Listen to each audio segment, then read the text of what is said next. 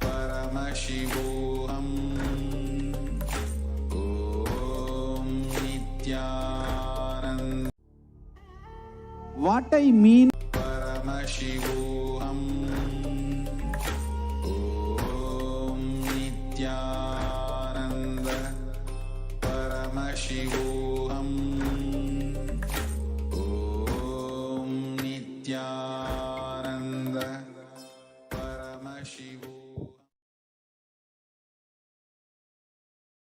Nithyanandam Paramasukadam Kevalam Jnanamurtim Dvandvatitam Gagana Sadrisham Tattvamasyadilaksham Ekam Nityam Vimalamachalam Sarvadi Sakshibhutam Bhavatitam Trigunarahitam Sadgurum Tam Namami. Nithyanandam, everyone. I welcome all of you joining us today, watching us right now. I welcome all of you for today's Venkateshwara Bhava Samadhi Darshan, where we will be learning how to manifest conscious wealth.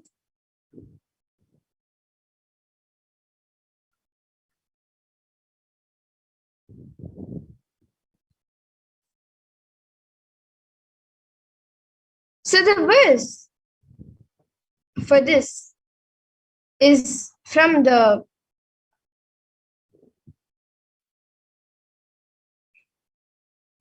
Malini Vijayottara Tantra, verse 60.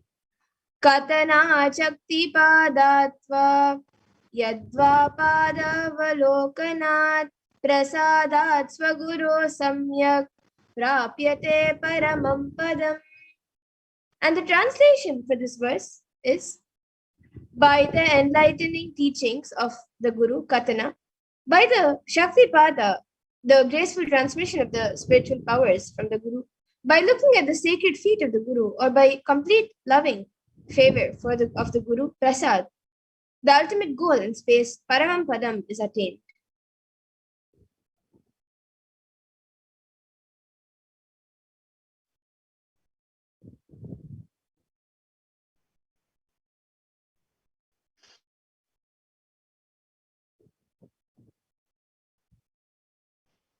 So, what will we be?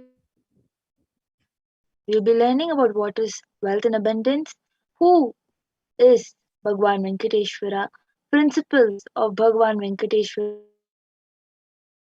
go beyond poverty in wealth consciousness, powerful cognitions about wealth, Diksha and Darshan of Bhagavan Venkateshwara manifesting through the supreme pontiff of Hinduism, Jagadguru Mahasanidanam Bhagavan Nithyananda Paramashivam.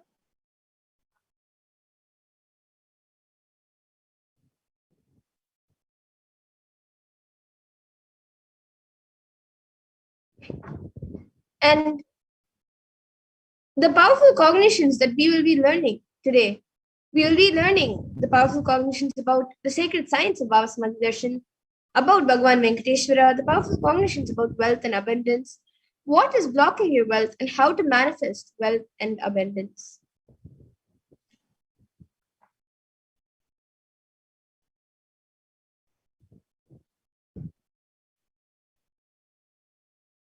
As in Agama, Kriyapada races electromagnetic force of your existence and connects you with God. The Charyapada, the lifestyle of living enlightenment Jiva self, connecting with all dimensions of the world. The Yogapada, raising your Kundalini and connecting with Paramashiva. The Jnanapada, in your being and making him manifest in you. And how will you achieve this? How will you achieve all of this by being here today? You will achieve it by listening, by internalizing, and by manifesting powerful cognitions. And you will also achieve it by witnessing the Darshan and Diksha, by receiving the Darshan and Diksha.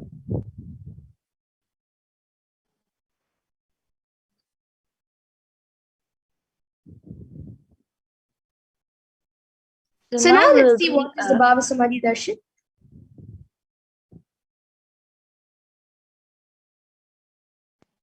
Now we'll be understanding about the Bhava Samadhi Darshan. So, what is Samadhi? Samadhi means one with the source. Bhava means attitude and aspect. So, Bhava Samadhi means being one with the source through this aspect. And the aspect bhava which you choose, through that bhava, being one with the source, samadhi is bhava samadhi. And knowing this aspect, bhava is the ultimate, adi, and being in oneness, sama with that, is the bhava samadhi.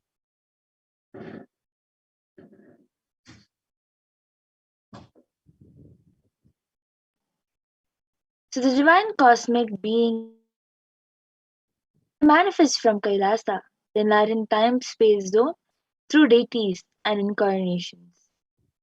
Divine cosmic beings manifest through Archavatara deities in temples and through Bhava Samadhi Darshan, the Nijavataras, the incarnation.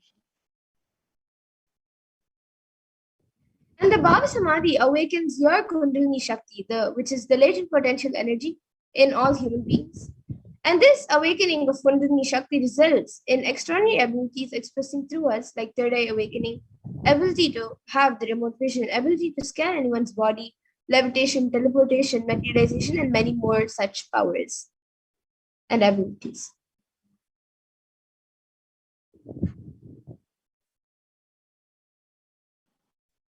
So this influx of superconscious energy visibly slows down the aging processes and improves immunity to diseases. With increasing level of coherence, the whole brain comes alive, turning into a superconductor of conscious energies that heal, empower, and transform our lives.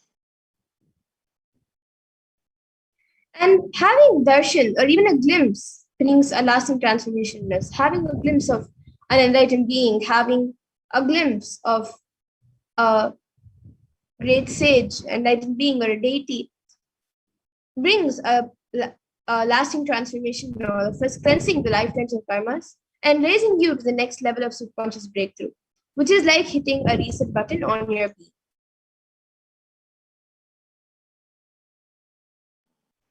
So during the Bhava Samadhi Darshan, our neurons mirror that of the avatars. The mirror neurons activate and process all the absorbed moments of information of the avatar just by seeing. That is, our entire body silently and without movement recreates what is happening distance far away, experiencing the superconscious energy radiated by the avatar. So now,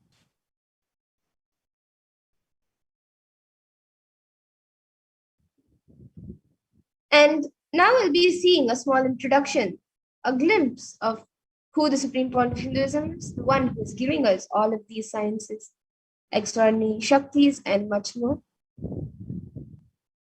so the supreme point of Hinduism, Jagadguru Mahasanidanam is divine holiness Bhagavan Nithyananda Paramashivam is the reviver of Kailasa, a macrocosmic ancient enlightened Hindu civilization and nation. The supreme pontiff of Hinduism is the thousandth incarnation of Paramashiva as per the Hinduism, recognized by his predecessors who are enlightened masters. The supreme pontiff of Hinduism has made the science of power manifestation, yoga, and temple-based universities a lifestyle for humanity. And the Supreme Point of Hinduism is also ordained as the 233rd Guru Mahasanidanam of Kanchi Kailasa Sarvangapitam, which is the Tonde Mandala Adinam, the incumbent emperor of Surya Vamsha Saranga Samrajyam, and the present 293rd Jagat Guru Mahasanidanam of Kailasa Shyamala Pita Sarvangapitam, and the present Mahamandaleshwar of the Mahanirvani Akara, which is the largest monastic order, apex monastic order.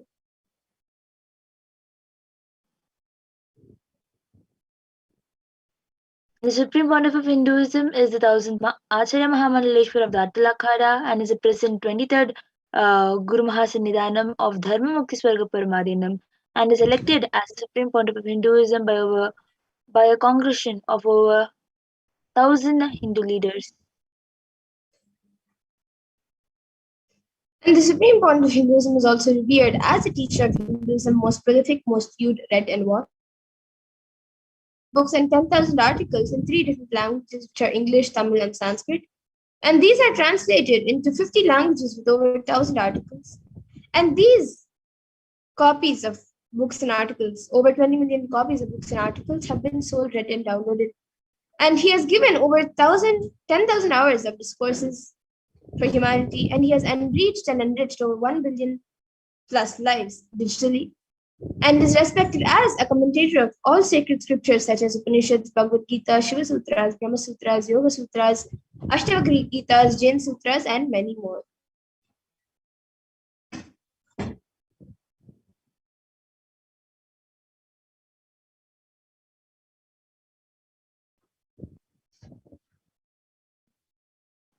And the Supreme Pontiff of Hinduism is honored as the leader, internationally recognized Hindu leader, and is a reviver of 108 ancient Hindu sampradayas, including the Rudrakanyas, Rudras, Rishis, Rishikas, Bhairavas, Bhairavis, and the Sannyasis. Establisher of the largest Hindu university, Kailasa Nithyananda Hindu University in the world, with satellite campuses in 150 countries, and is establisher of 1,000 plus Kailasas, the Enlightenment ecosystem, and is founder and reviver of over 100 Sarvagnipitas, and is the collector of the largest Hindu library with over 1 million books, 1 million palm leaves, scriptures, and 20 million digital books.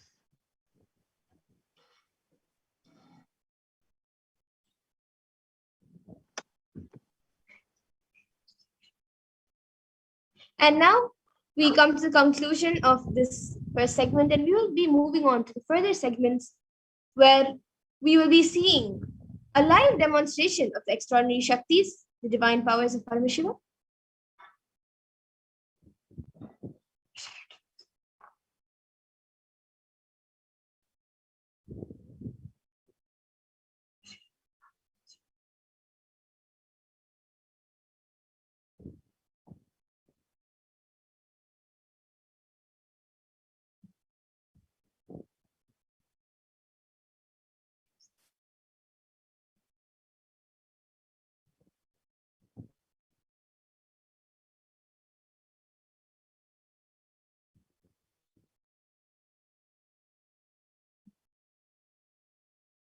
So now, till now, we all got to know who is the Supreme Point of Hinduism, what is the Bhava Samadhi Darshan, and what exactly we are going to be experiencing in this program and learning in this program.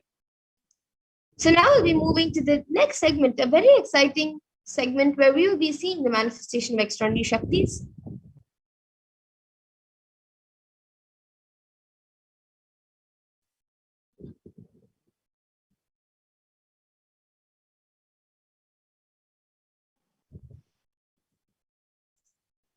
So the Balasans.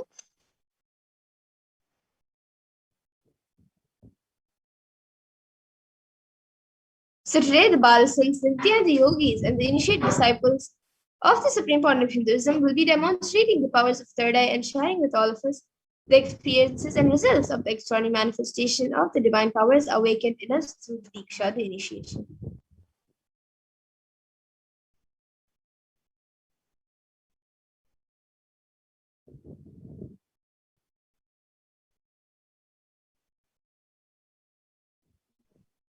In today's Bhava Samadhi Darshan,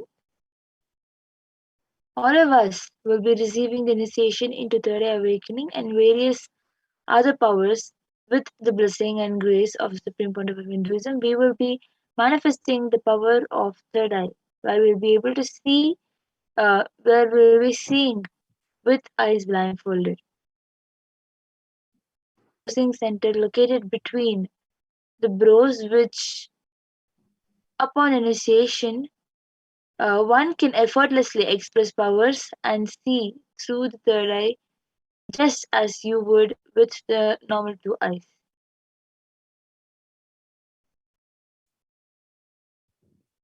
And now let's see what are Shaktis. What exactly are the Shaktis that we are speaking about?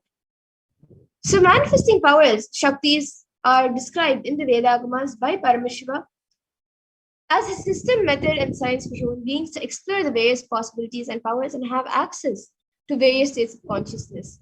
And Paramashiva actually describes he describes in very elaborately that every human being is hardwired to be able to manifest 463 plus extraordinary Shaktis. And Shaktis manifest from the fundamental cognition that you are a divine and you need to manifest the divine, not that you are a man and you need to reach the divine. Here, the foundation is that you are Paramashiva. You are unmanifest. Recognize that you are Paramashiva. Even if you have not yet manifested it, understand that is why what Paramashiva is revealing through this body and through this system, through this methodology and samyam, any samyama you do on powerful cognitions, you manifest only Shaktis, powers, not siddhis. So this is told by the Supreme Point of Hinduism.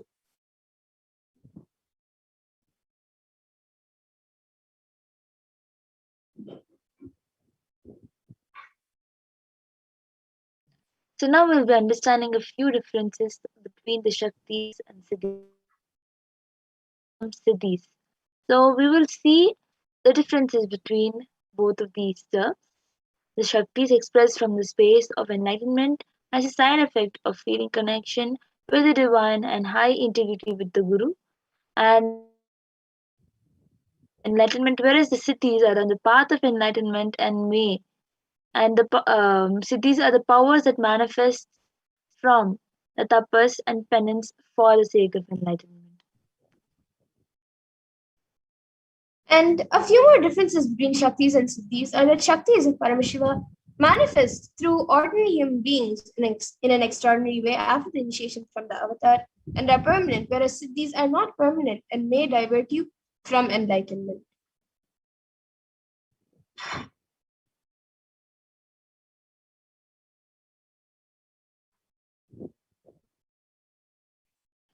So the source of these Shaktis, Paramashiva, is the primordial divinity in Hinduism, the ultimate reality and cause, which is self-effulgent, Swayam Prakasha, all pervading, unchanging beyond time, space, form, and causality. Thus, the fundamental base of Avyakta, the unmanifest, and Vyakta, the manifest existence, Paramashiva performs the Panchakritya, or the five cosmic acts, which is Shrishti, creation, Sthiti, sovereign rulership and maintenance, Samhara, which is rejuvenation, Bhava, which is pulling out of delusion, and Anugraha, which is liberating grace for all living entities. And now the avatar of Paramashiva, the supreme pontiff of Hinduism, Jagat Guru Mahasannidhanam, His Divine Holiness Bhagavan Nithyananda Paramashivam, as the thousand-eighth living incarnation and representative of Paramashiva and the reviver of Kailasa, the ancient enlightened Hindu civilization and nation, and the great cosmic goddess in the nation. Ever since the beginning of the civilization, the Sanatana Hindu Dharma has been the cradle of enlightened beings and highly advanced science. It was where the science of enlightenment and powers was lived and taught as a lifestyle. And for the first time in the modern day, the Supreme Point of Hinduism is reviving these yogic sciences and transmitting it to the world at a record-breaking pace which is never accomplished before.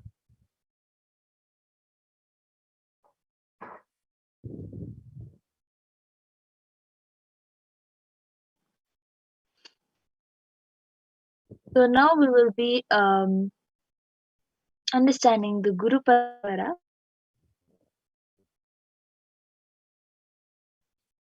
The knowledge and science of manifesting these Shaktis are passed down from one generation to the next through initiation, Diksha, by the enlightened masters, the Gurus. So the supreme pontiff of Hinduism, being recognized as an incarnation at a very young age, was trained and taught these sciences to revive the initiation and knowledge repositories for billions to manifest science of power manifestation from disciplines of Vedanta, Tantra, Srividya, Yoga, Yogic powers, Mantra Shastra, Siddha Vidya, science of Aushadha, Advaita, Bhakti Yoga, Paramashiva Jnana and Paramashiva Vijnana. The great rishis, munis, the siddhas, the superconscious mutants who know the Hinduism have predicted and recognized the supreme pontiff of Hinduism as an avatar, an incarnation of Paramashiva and Parashakti. So this knowledge, the power manifestation, has been passed through various gurus. As you can see, the power manifestation has passed down from all these, and this is termed as Guru Parampara in Sanskrit. And all these munis and rishis and gurus have recognized the supreme pontiff of Hinduism as an incarnation.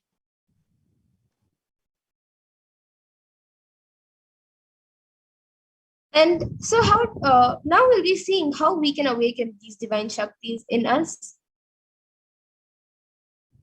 Every ultimate truth, jnana. So everything that Swamiji says, every truth which the Supreme Point of Hinduism reveals to us is mapped into your consciousness, prajna, and manifests as the possibility and power of every being, prajnana.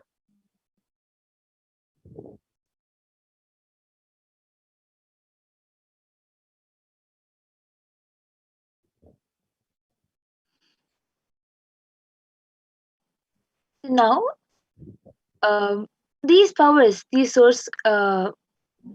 powers are scientifically authenticated through four aspects of evidences or the pramanas. In Sanskrit, the evidences are called the pramanas. So first is the Shastra Pramana, which means the eternal unchangeable truths revealed in the source scriptures. The Apta Pramana, which means experiences and results of Aptas, which is the authorities of Hinduism, the Vedic rishis, and the scientists who have time tested and verified these sciences. And the next is the Atma Pramana, which is an account of the Supreme Point of Hinduism, this millennium's avatars, personal experience of the power manifestation. And the next is the Pratyaksha Pramana, which is an empirical evidence from observation and scientific experimentation.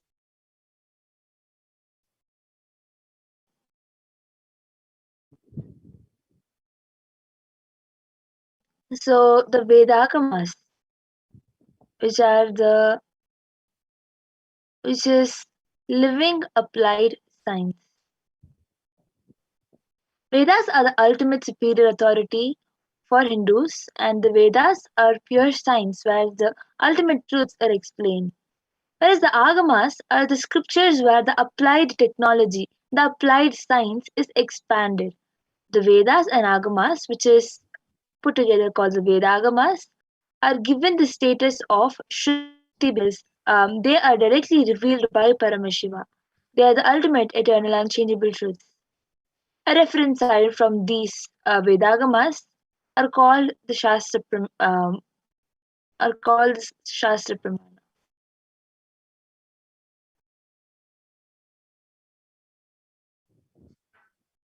And now let's get ready to witness a very unique and exciting demonstration, live demonstration of the powers of third eye. So we'll be first entering into the power of third eye, which is seeing with eyes blindfolded.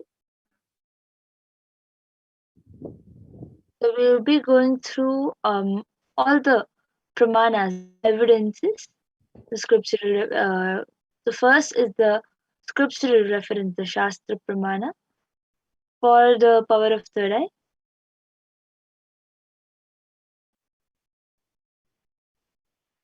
कपालान्तर्मनोऽन्यस्य तिष्ठन्मीलितलोचनः क्रमेण मनसोदार्ध्यात् लक्ष्ये लक्ष्यमुत्तमम्. So this is from the Vijnana Bhairavatantra, Dharana 11, verse 34. By fixing the mind on the inner space within the crown center and sitting stably without any movement, having the eyes closed in succession, by that stability of the mind and inner space, through the power of the third eye, one directly sees the ultimate goal Lakshya on the sight that reveals any object or place attaining the space of oneness with the source Paramashiva. The next is the Apta Pramana, where Bhagavan Krishna initiates Arjuna into this power of third eye. न तु मां शक्यसे द्रष्टु मनेनैव स्वचक्षुषा दिव्यं ददामि ते चक्षुः पश्य मे योगमैश्वरम्. Bhagavan Krishna says to Arjuna, but you cannot see my cosmic form with these physical eyes of yours. Therefore, I grant you divine third eye vision. Behold my cosmic opulence. In the Hindu Purana Bhagavad Gita, Bhagavan Krishna initiates Arjuna into the power of third eye to behold Krishna's Vishwarupa Darshan, the vision of his cosmic form. Bhagavad Gita, which contains the description of Bhagavan Krishna's cosmic form, is completely narrated by Arjuna as he sees Bhagavan Krishna through the.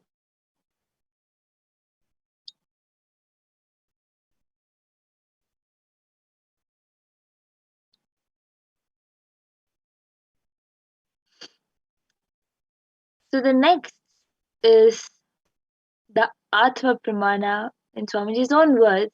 Swamiji, the first experience that I was able to see everything around me, above me, the whole 360-degree 10 directions below me, everything, I realized not only I was able to see, I was able to feel, experience all of that as me.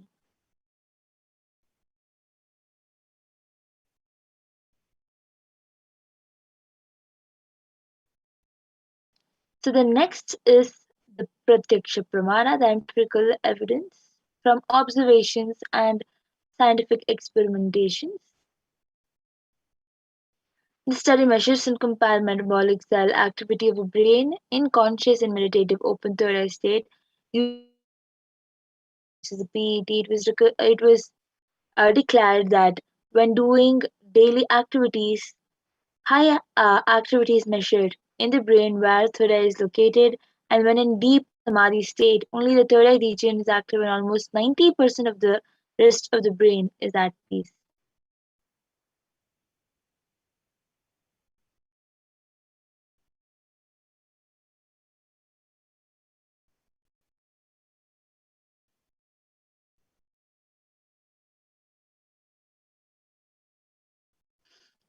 So the next is the Sakshi Pramana, the which is the experiences and results of the extraordinary manifestation happening through the initiation of the supreme point of Hinduism. This rare sacred science of third awakening is being made available to humanity for their ultimate enrichment and conscious evolution by the supreme point living incarnation of Paramashiva. The supreme point of Hinduism embodies the most profound yogic states that surpass all bounds of time, space, and matter. The supreme point of Hinduism is gifting this pure great science of third awakening, along with many other spiritual sciences through initiation Diksha. Millions of people have been initiated by the supreme point of Hinduism and are experiencing the profound results as the extraordinary manifestation in everyday life. So now we will be witnessing the live demonstration third eye.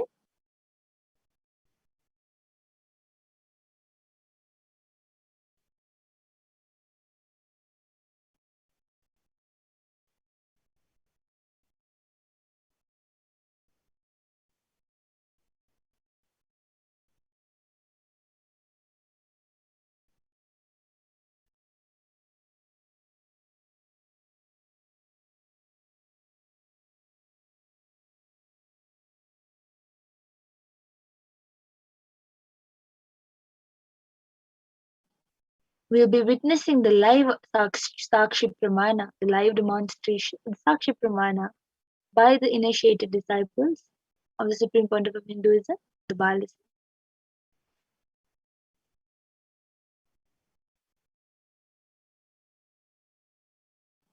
So we now have with us Ma Madhura, who will be doing the demonstration of the power of third eye.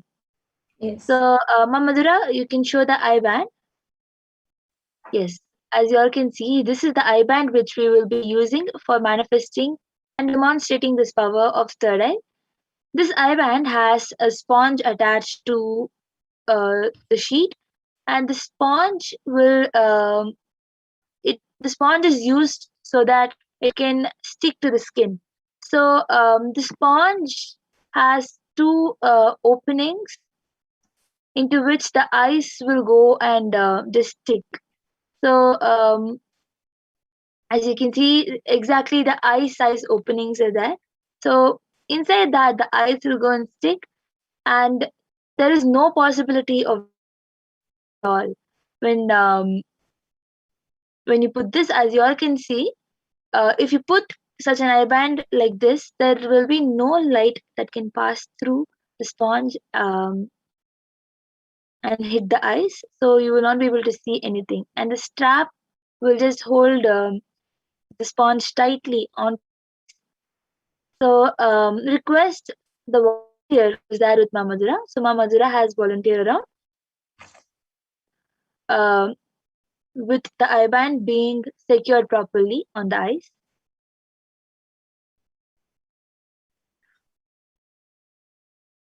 So as you all can see in front of you, the eye band is being put.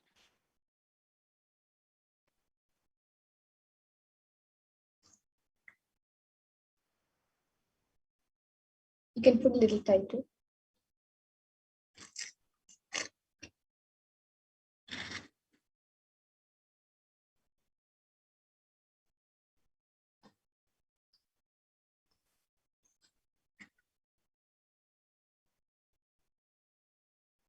So everyone can get ready with whatever you want to type.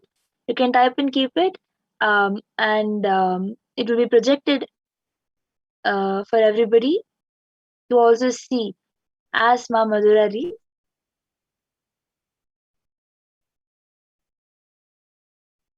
Yes, so now anyone watching us on the Kailasa's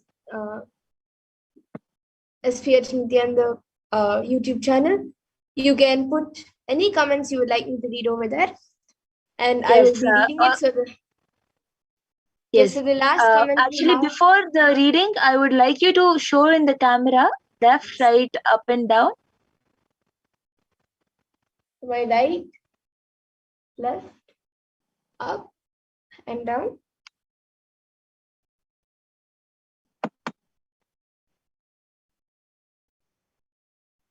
Yes, and now you can all see also the comments. So we have the last, we have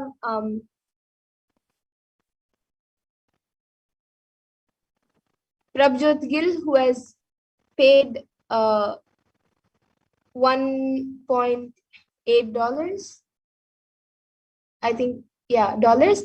And we have, above that, we have Rahul Aswani, who has put Namaskar emoji and an Om emoji with the purple background. And then we just have a comment right now from Utpal Takaraya. He has put Loka Samasta Sukhino Bhavantu.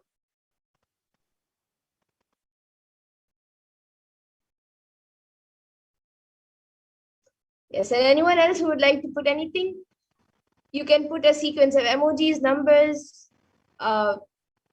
letters, words, sentences, or something which doesn't even make sense. And you can even maybe put something in different languages, and I can draw it to you and show you if I don't know how to read it.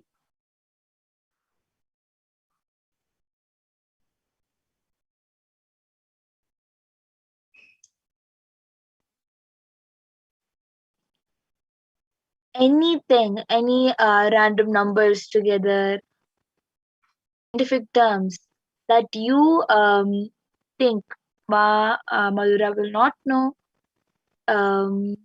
You can put anything that you want in the comment section, and it will be revealed.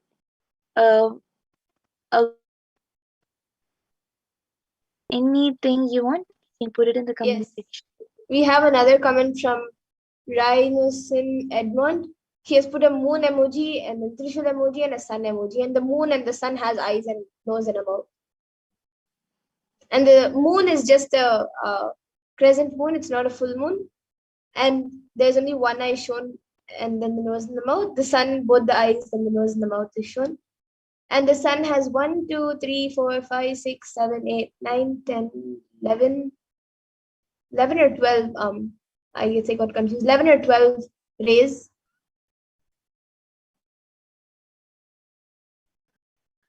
So as you all can see, that she's also counting the rays from the sun. So Yes, it has 11 rays. Yes, and now we have another comment from Rahul Aswani who has put Om Namo Venkateshaye, Venkateshaye, and with a Namaskar emoji and a Deepa emoji and a flower emoji.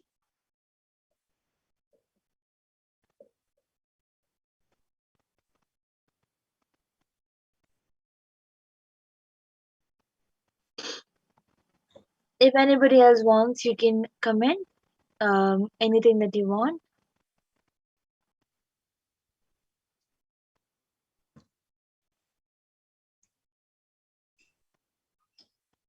Yes, and till then, I also have this book with me today. You It can is see there's a book from Swamiji that Uncommon Mama Dara Answers to Common Questions. yes. So the uncommon answers to common questions. Yes, and I'll be opening a random page in front of all of you and reading the page. So I'm opening a random page. So this doesn't have a page number. I guess it's the first page. So it says, the question is, it just says Q and a dot. But the question on this page is, what are the benefits of meditation in today's society? Then after that, the answer given by Swamiji, it says, in any time and age, what are the things that every human being needs in life? Strength and well-being of the body and mind and the mind and the spirit. The strength of the body, sharir bhal, sharir bal, keeps us free of physical diseases and helps the body maintain itself in such a way that we can carry on our day-to-day activities without any problems. So that is the first para, the question in the first para on this page. You all can see it is meditation and Sharir Bal, the beautiful meditation. Yes, benefits of meditation. So as you all can see, it is exactly whatever she has read. You can also Yes. it's a free book available in internet. So if you want, you also can page if you want to confirm. So anybody else wants? You can comment anything with the next power.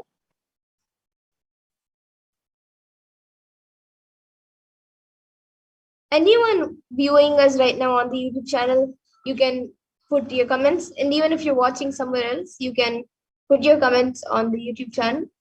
And then and I will be reading it.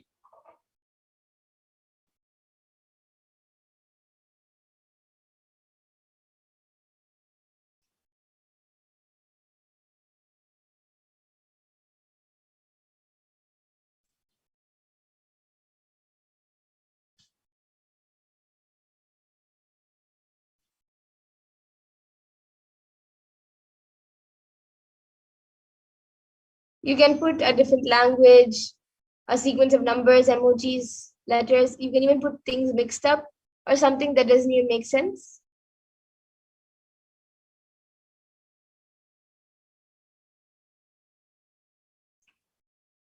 Okay, now I have the Kailasa SPH Nithyananda YouTube channel being projected in front of me with some videos. Says Nithyananda Satsang, constantly delete the past, constantly upgrade yourself on the 29th July 2021. And then we have live Nithyananda Satsang at 7:30 a.m. IST, which was streamed 1 day ago. And that is 8 hours, 57 minutes, and 56 seconds. And the previous video, which is being projected, is 1 hour, 33 minutes.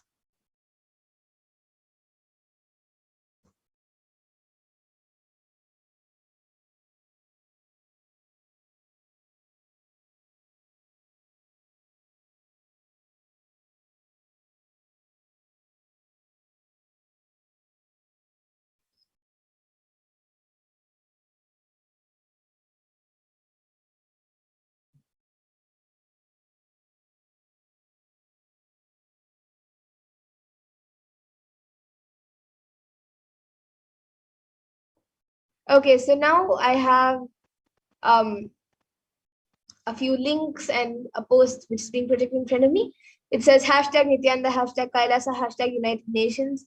Link to report, https://www.ochr.org/documents/hr board and then 3 dots, and then watch, share and like our videos, subscribe to our channel to be notified of the next upload.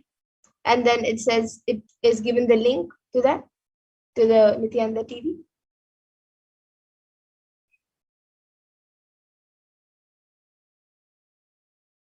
Okay, so now with this we'll be getting into the next power of body scanning.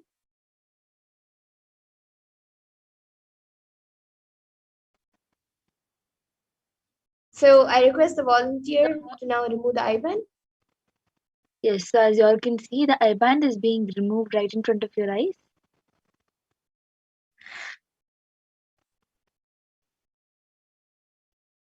And it is the exact same I-band.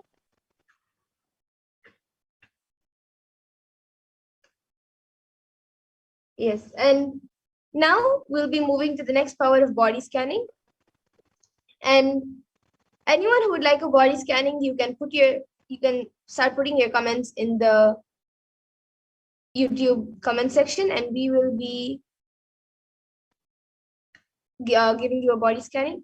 And yes, now I see Ma Durga Devi has posted a few emojis, and Utpal Takaraya has put something. He has put, can you read Nithyanandam? And he has put Nithyanandam. Yes, so Ma Durga Devi has asked for body scanning. Yes, Ma, we will be first going through the pramanas for the power of body scanning, and then be getting into the power of body scanning.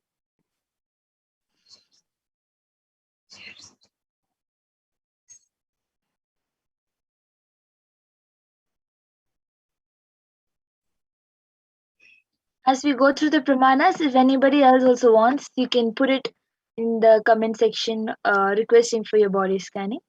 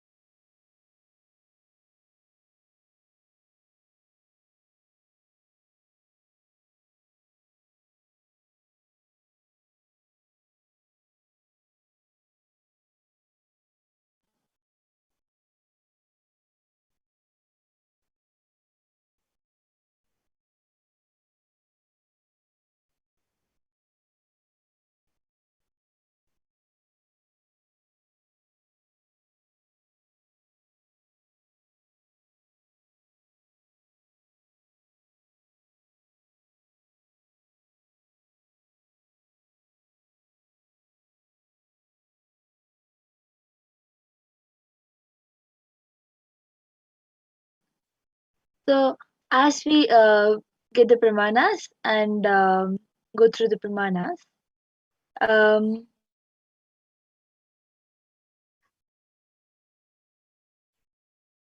Ma Madhura, I think you can share of manifesting the power of body scanning. Yes, and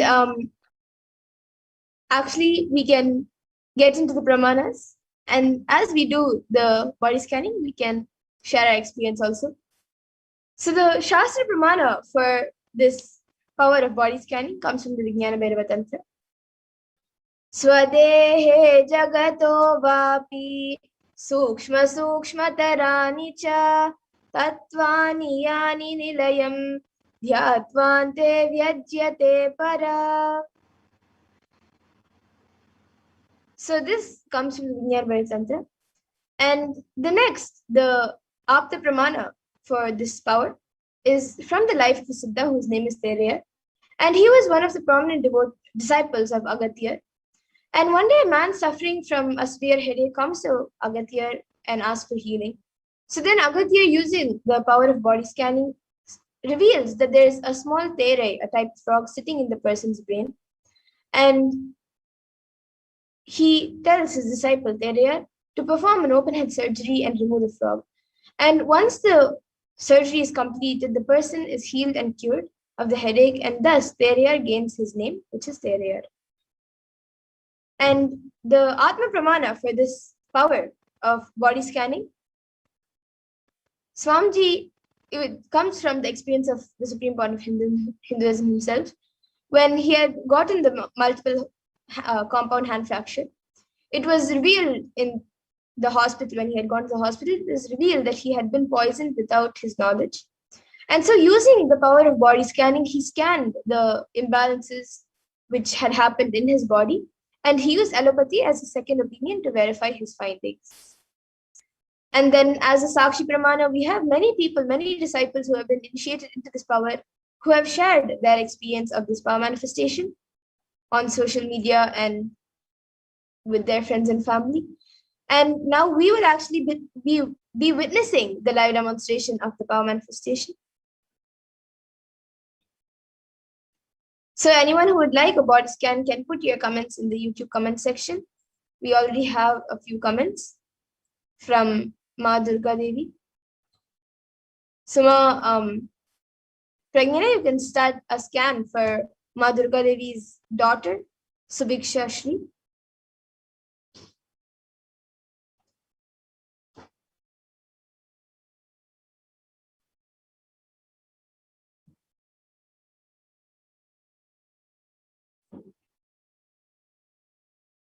Yes, and Ma Durga Devi, I would before Ma Pragnana, I would request you to put in the comments if we have her consent for doing the body scanning.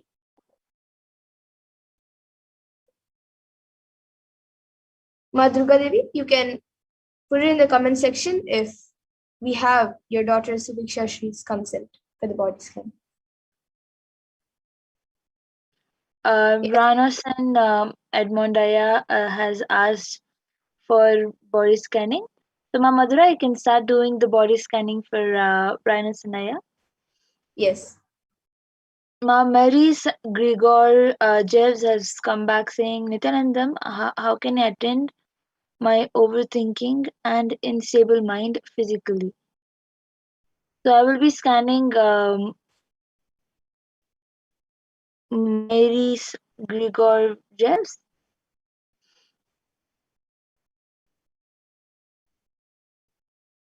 Om Nithyananda Paramashivoham.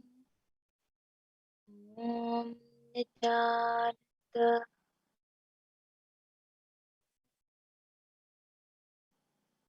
Yes, and Rhinus and Edmondaya, for you, I was able to see that you are getting a small allergy and dryness on your skin right now. So I was able to see for that, if you apply oil on your body, you can either pure coconut oil or castor oil. Apply that oil in the night wherever there is some irritation or sensations in the skin or dryness in the skin. Apply that in that area. Apply oil in that area before you sleep, and also another time before you take a shower in the morning. So these two times you can apply either pure coconut oil or castor oil in the places which is on your body which is dry and which is becoming like a small allergy. You can apply these two oils, either one of them, whichever you have, in the night before you sleep and in the morning before you take a bath. And then now Rahul Aswani has also asked for body scanning.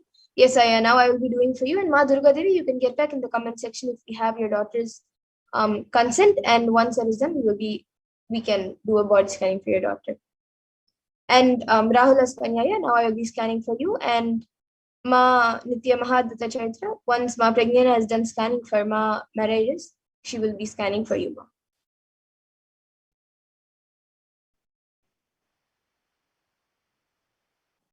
Myris Gregorius Ma, I was able to see that the overthinking about your an unstable mind about your health, it can be completed by you doing sevas for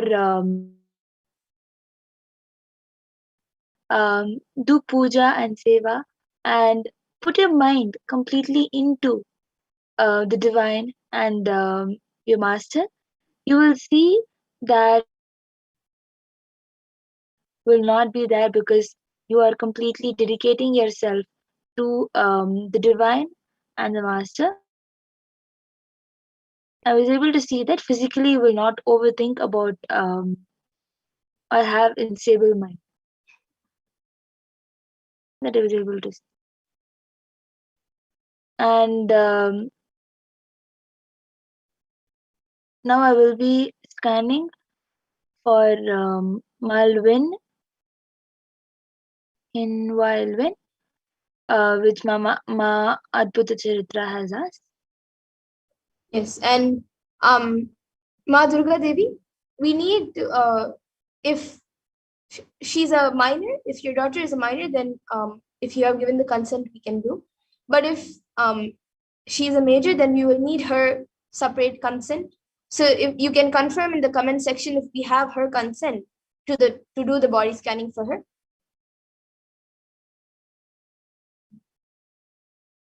And Rahul Aswanyaya, for you, I was able to see that there is ulcer which is being formed in the stomach. And I was also able to see that in your back, there is like a shooting pain which is occurring like, it is not very often, but maybe like around once or twice in 5 days. You get like a shooting pain in your back. From your lower back, it comes like a shooting pain. So for that, I was able to see that the root of both the ulcers in the stomach and the shooting pain in the back is the food that you're eating is actually affecting your body physically. So I was able to see that you have to be more careful about the food you're getting, the ingredients that you're using in your food. You need to make sure that everything is organic and everything is proper. And that is what will help in healing your body. And Prabjot Gilaya, for you, I was able to see that for you, I have already scanned and I was able to see that for you, you should, for being able to achieve wealth for what you are looking for, you should first make your cognition more stronger about what type of wealth you want and have a deeper understanding of it. And you can offer whichever seva you would like. You can offer that to Lord Venkateshwara, and with gratitude for Venkateshwara, ask him to shower you with wealth. That was what I was able to see for you, Aya. And yes, Ma Durga Devi, now I will be scanning your daughter. And And I will be scanning you also. Back saying, yes, Ma, this is exactly correct diagnosis. And is also same as scanning from almost a week back. So on multiple.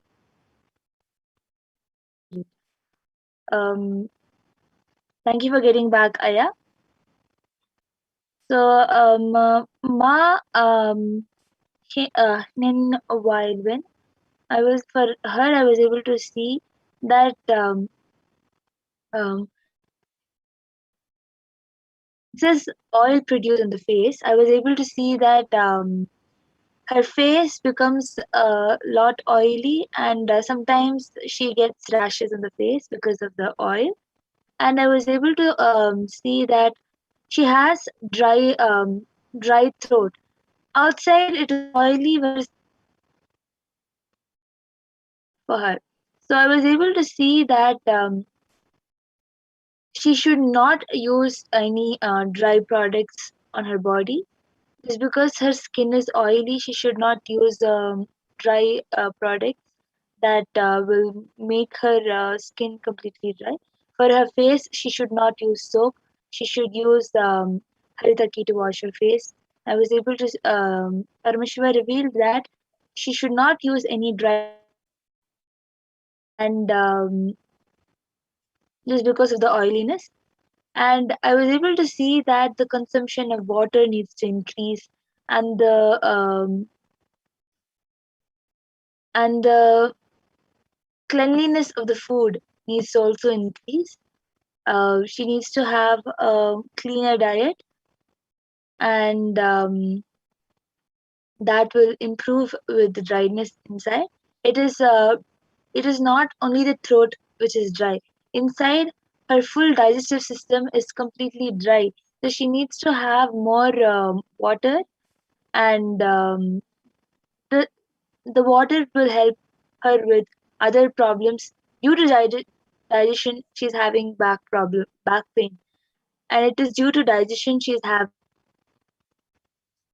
just having water is the solution I was able to see. Having consuming more of liquid um, in through either juice or um, or as water,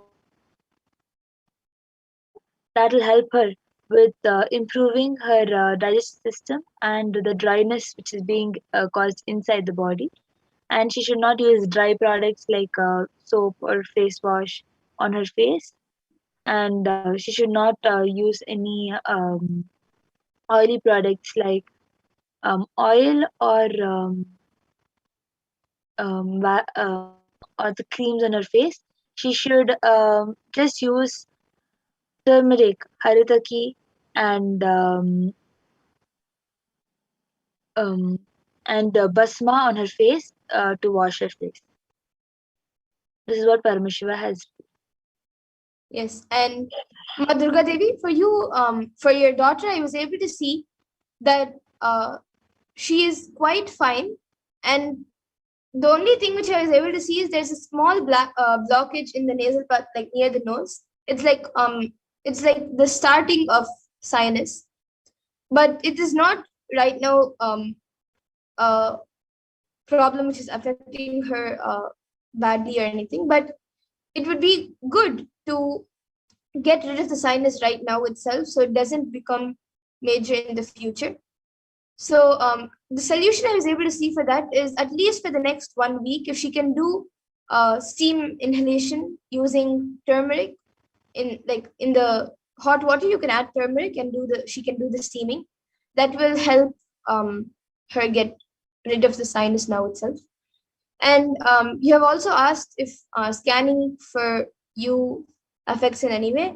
No, ma. If for each person the scanning happens differently, and any solution given, even if the problem is same for both people, the solution may be different for various people. So the scanning is on that independent person. So the scanning for her, the solution for her will not affect you in any way, and the scanning for you will not affect her in any way. And we also have Yes. Sam So, Kishore Medapati, who has asked, can you please tell me what I should do to pay off my debts and manifest prosperity? Yes, you can ask this in the Venkateshwara readings or in the Kalbhairava Akashic readings, which um, the Venkateshwara readings will be happening today. You can register for that and get your question answered. yes. Also, Utpal Takaraya has asked, how are you able to scan Ma? Can we also do it? Yes, Aya, you can manifest after Devi Parashakti Akashic records. You will be able to so you yourself can manifest these powers. And Rahul Ashwani Aya has gotten back saying, thanks, Ma, but I don't have any shooting pain in my back, and I don't have ulcer in my stomach, Ma, too. I have improved my health. Will start taking the three herbs. Yes, and Rahul Aswanyaya, yes, uh, you can start taking the three herbs also. And as you have asked after that for how to get rid of the fear, I just now scanned and I was able to see that if you do a deep root pattern completion, you can search it up on YouTube, or you can even attend the Paramashivoham program where they take you through the completion process. You can do the root pattern completion, the reliving and relieving completion process. That will help you to get rid of this fear majorly and most and completely. And Prabjot Gilaya is asking where to go for the to go to offerings for Sri Venkateshwara.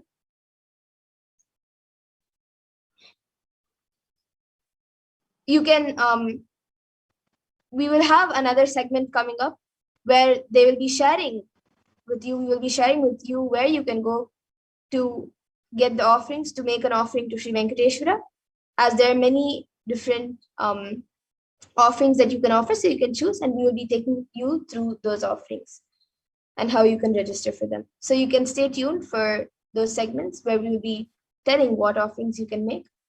And now with this, in the interest And of actually, one more thing.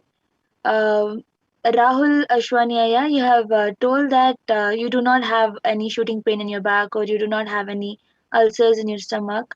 But I would recommend you to please be aware because it is possible that in the future you might have both of these problems coming. So please take care and use the herbs to not um, produce these problems in the future. yes. And now with this, in the interest of time, we will be concluding this power manifestation segment. I see Sam Kishore Aya has asked for a body scanning. Yes, Aya, every day 2 a.m. and 4 p.m. IST, we will be having these segments again where we get ready for the Parashakti Akashi news, and on Saturdays and Sunday for the Venkateshwara Bhava Samadhi Akashi, Venkateshwara Bhava Samadhi Darshans. So you can again come and join us and request for the body scanning, and we'll be more than happy to do one for you. But now, in the interest of time, we'll be moving on to the further segments. I thank all of you for joining us today for this Power Manifestation segment, and please stay tuned for the further segments where we will be learning about who is Bhagavan Venkateshwara.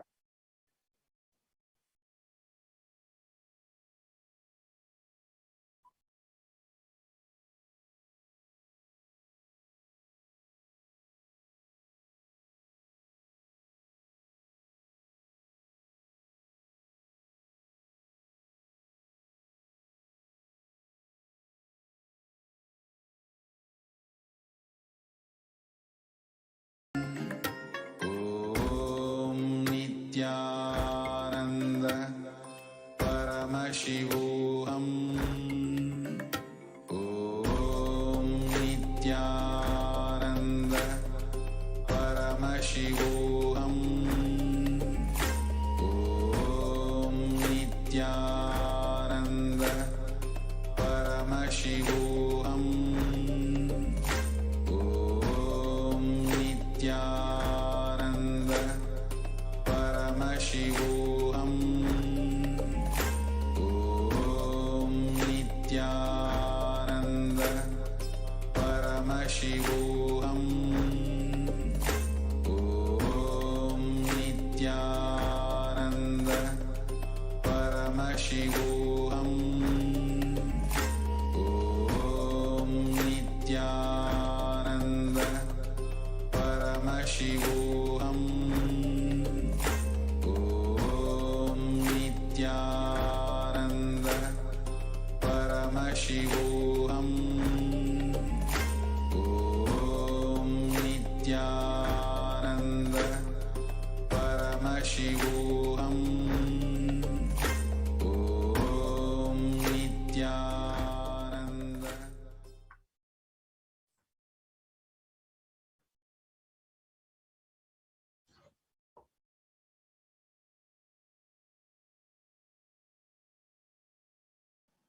So now we will be today versus Kailasa today? So, in the world today, we have 18 years of growth wiped out in just 2 months. 18 years of growth just wiped out in 2 months from 2016, August 2016 to this thing. So, all of you can see the chart. In the ONS figures imply that the level of total economic activities in April 2020 was back down to where it was in 2002, implying that an astonishing 18 years of growth seemed to disappear just this year.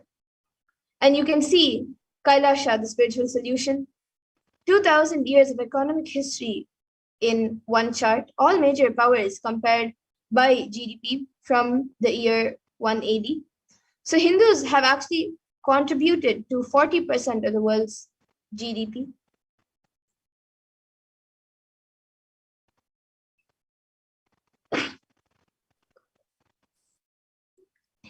So, who is Bhagavan Venkateshwara?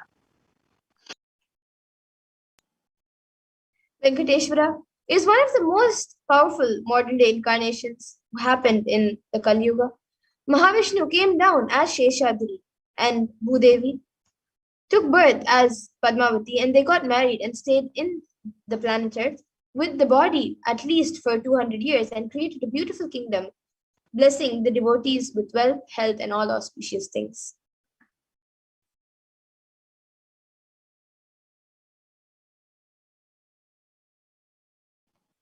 He decided to stand in Tirumala, making himself available to all devotees. Venkateshwara just became a deity. The very body, how he is standing, he just became an Archavatara. Our Archavatara means incarnation in the form of the deity to receive all the worship and devotion of the devotees. So Srinivasa became Archavatara, standing in Tirumala and gracing the whole world, the whole universe, showering wealth, health, and all the spiritual benefits. Venkateshwara has the Shri, which is Devi Mahalakshmi, the goddess of wealth and prosperity, within his chest.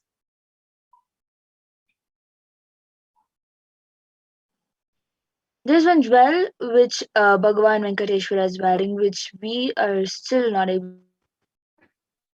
So on Venkateshwara's right chest, he's having the world's costliest jewel. He wears it on the Vaikunta Ekadasi day on the Srivatsa. On the Srivatsa, his jewelry is called the Vaidurya diamond. If at least 1,000 years old, older than the diamond. So that jewel is supposed to have come out of the churning of the Milky Ocean, and there is only one piece available in the entire planet Earth, the whole, the one which Bhagavan Venkateshwara is wearing. And now let's see the power of the energy field of Tirupati. So Ramanuja, who was a great enlightened master, was staying for many days in Tirupati, Tirumala, with his disciples. One day Ramanuja was getting ready for the pilgrimage back, and he packs his bags with some food and walks all the way, full day along with his disciples. Evening they reached the downhill and they opened their food for eating. They found a lot of ants in the food. The disciples have started cleaning all the ants. Ramanuja just stopped and said, "No, don't do it. Don't do." He just packed the whole food safely, not leaving one ant. Walked all the way back up the hill without having any food, especially in the night. All the disciples were wondering what had happened.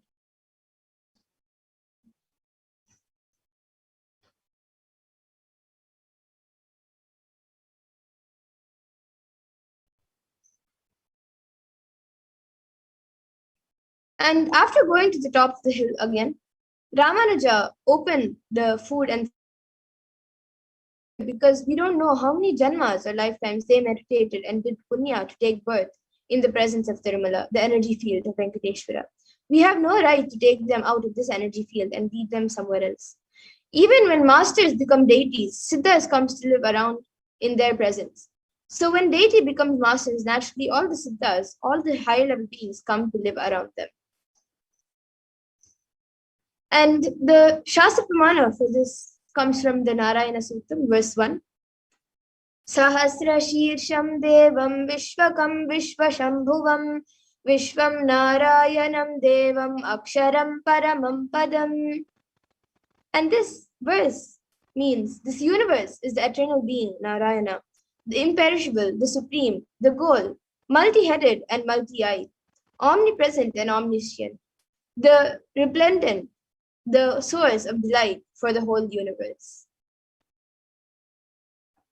And the Brahmanda Purana also contains Sri Venkatesha Sahasranama, which are the 1,008 names of Lord Venkatesha, which occurs as the conversation between sage Vashishta and sage Narada, and also the Venkatesha Ashtottara Stotram, the 100 names of Lord Sri Venkatesha. And there is a verse from the Brahmanda Purana saying, Krite tu narasimho bhutretayam raghunandana dvapare vasudevascha kalo venkatanayaka. The translation of this verse says, in the Krita Yuga, Lord Narasimha, in Treta Yuga, Lord Sri Rama, in Dwapara Yuga, Lord Sri Krishna, and in Kali Yuga, Lord Sri Venkateshwara are called as the Pratyaksha Daivas, the living deities. And Swamiji shares the Atma Pramana for Lord Venkateshwara. Swamiji shares, Venkateshwara is his muscle memory. So he shares, I have a very strong connection with Venkateshwara. My mother came to know that she was carrying me when she was on a pilgrimage to Venkateshwara temple in Tirupati. She did the Anga Pradakshina, the circumambulating the temple by rolling on the floor around it. And after that, she vomited.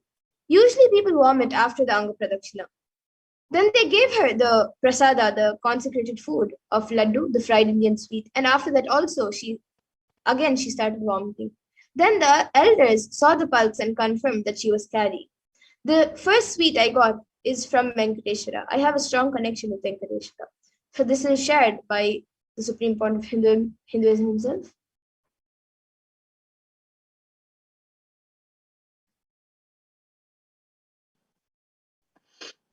So the benefits of worshipping Bhagavan Venkateshwara.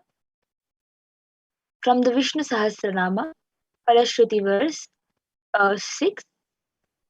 Yasha prapnoti vipulam yati pradanyameva cha achalam shriyamapnoti shreyah prapnoti anutamam. The translation is, he becomes endowed with great reputations and becomes the foremost amongst his kith and kin. He acquires undiminished wealth in this world and excel prosperity in the other world, that is liberation. Bhagavan, all the Ananta Kalyana Gunas, divine auspicious qualities, and the one in wealth and all other dimensions of life.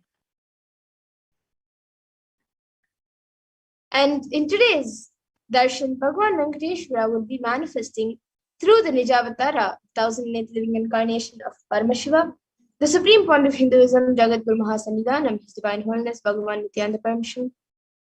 And all of you can receive the blessings and initiation to awaken the wealth consciousness in you. So now Ma Pragyana will be sharing with all of you the 2 dimensions that we have in Hinduism for wealth creation. Yes, the 2 dimensions of wealth creation, the Sankhanidhi and the Padmanidhi. We have 2 dimensions of wealth creation in Vedic tradition. So Sankhanidhi means conquered wealth, conquered from the natural sources, and the Padmanidhi means flowered wealth like a lotus, which is created. Padmanidhi is made to flower from natural resources. And in the Vedic tradition, there are 2 major gods representing wealth. One is Kubera and the other is Lakshmi.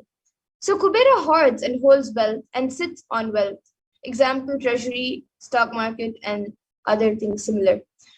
Kubera enjoys the subtle power that holding wealth can bring. And Lakshmi represents wealth that is flowing, circulating, and which is going around like current. Lakshmi uses wealth to enrich herself and the world. Lakshmi creates wealth effortlessly, uses it freely, and distributes it unconditionally. So now let's see wealth creation in the Hindu way.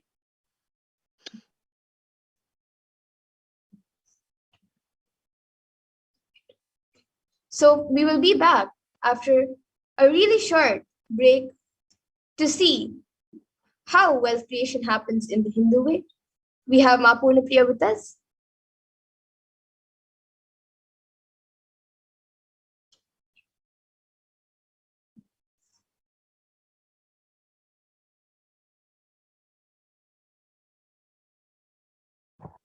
Sorry, muted. So yes, let us enter into this next segment where we will learn about wealth creation and the Hindu way of creating wealth. We can move to the next slide.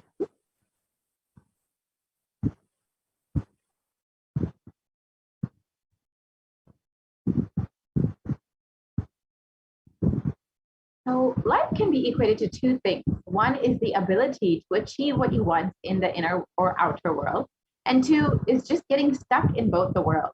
These are the only two equations.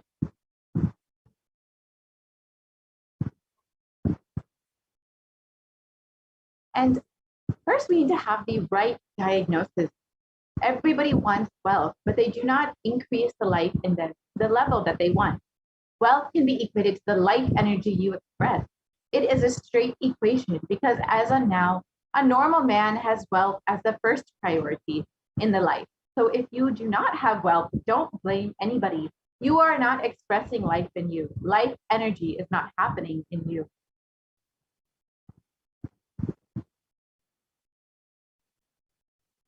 What is the goal of creating wealth? Creating wealth is the intrinsic part of life. Krishna says very beautifully in the Gita, the universe by its very nature works, works, works. If you have at least the goal of creating wealth, you will be creative. Your energy will be channeled properly. The first priority in life should be for moksha, for enlightenment. Till that happens, the second priority can be creating wealth.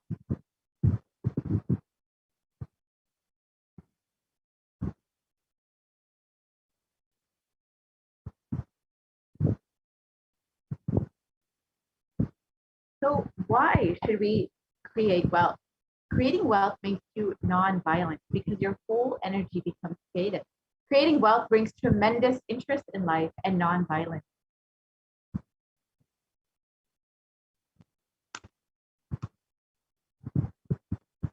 What is wealth? Wealth is not just an object or a thing to be achieved. Wealth is an extension of you.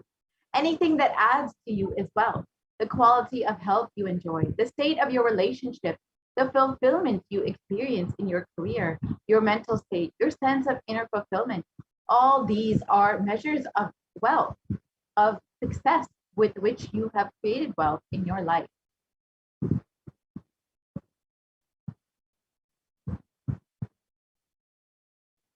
Wealth is a utility. Wealth is not even just money or currency.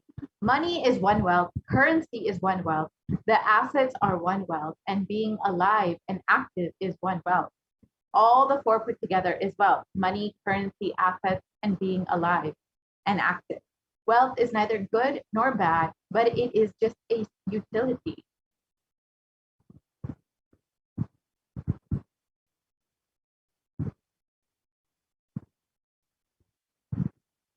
What is wealth consciousness?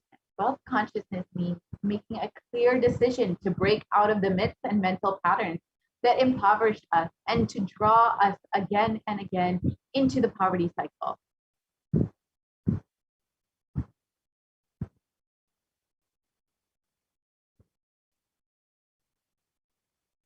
And as the Supreme Pontiff of Hinduism has revealed again and again, you manifest what you believe. You don't manifest your desires, you manifest your cognitions, what you cognize and perceive as reality.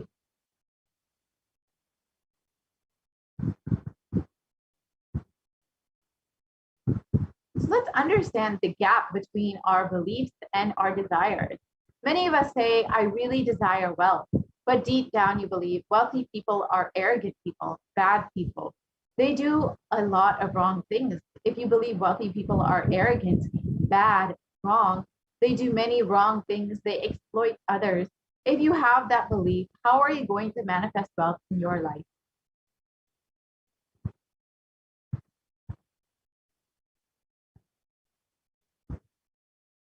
Your perception is the material out of which your reality is made. If you desire wealth, but you believe, perceive, cognize wealthy people are bad, or wealth is too much responsibility, naturally, you will not manifest wealth in your life. The gap between your desire and your perception is called a mental pattern.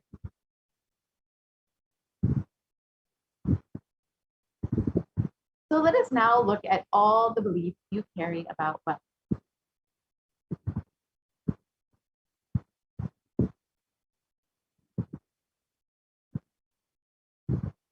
So one of the most common beliefs that we all carry is that wealthy people are arrogant or bad people. You carry deep resistance of wealth, leading you to not accumulate wealth. And even to, if you accumulate, you feel guilty of having wealth.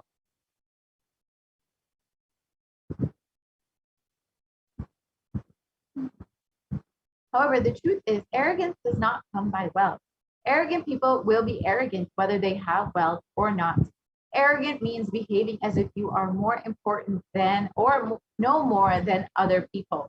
But we wrongly associate wealth to arrogance, create a pattern, and start hating wealth as well, the same way that we hate arrogance.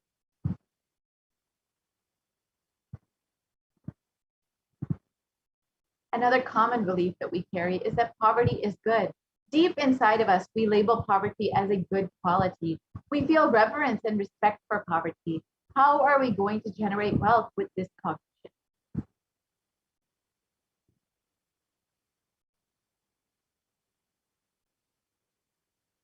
And another common belief is that handling wealth is more responsibility. We may feel uncomfortable. Whatever I want, I will not get it. Maybe you came to this conclusion by looking at some wealthy people who did not have any time for themselves.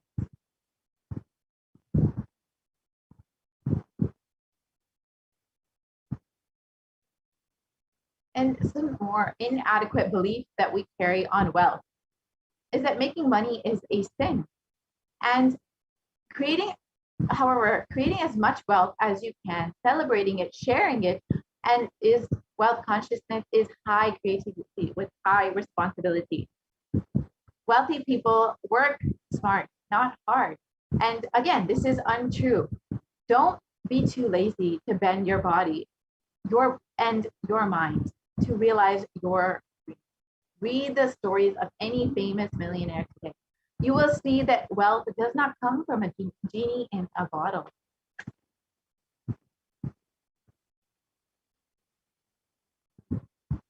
And another common belief that we all carry is that you have to be worthy of wealth. However, wealth serves those who are wealthy in their very consciousness. You don't have to be worthy in any way.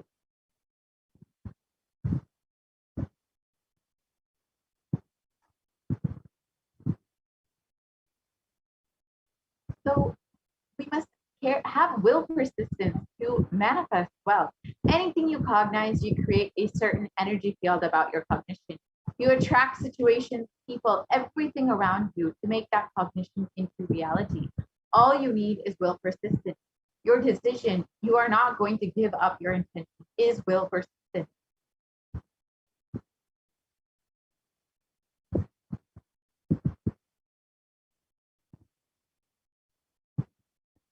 So now let us work on repairing our mental patterns. Your mental patterns go on affecting you, but you always tell, I'm too busy to repair myself. It is like sitting in a broken car and going to be rotating the handle or pushing and pulling the gears and doing whatever you want. You are not going to move 1 inch. And if somebody says to you, why don't you repair your broken car? You are not moving. No, you tell, no. I'm too busy to repair. I can't get down now and repair because I'm hurriedly going to some place. It is utter stupidity.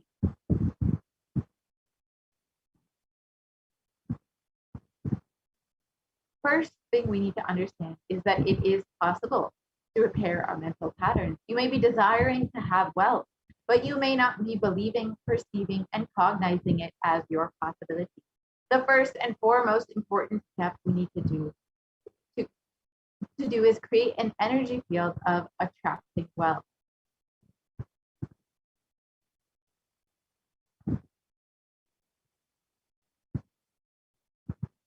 So let us now watch, in the Supreme Pontiff of Hinduism's own words, the secrets of attracting wealth.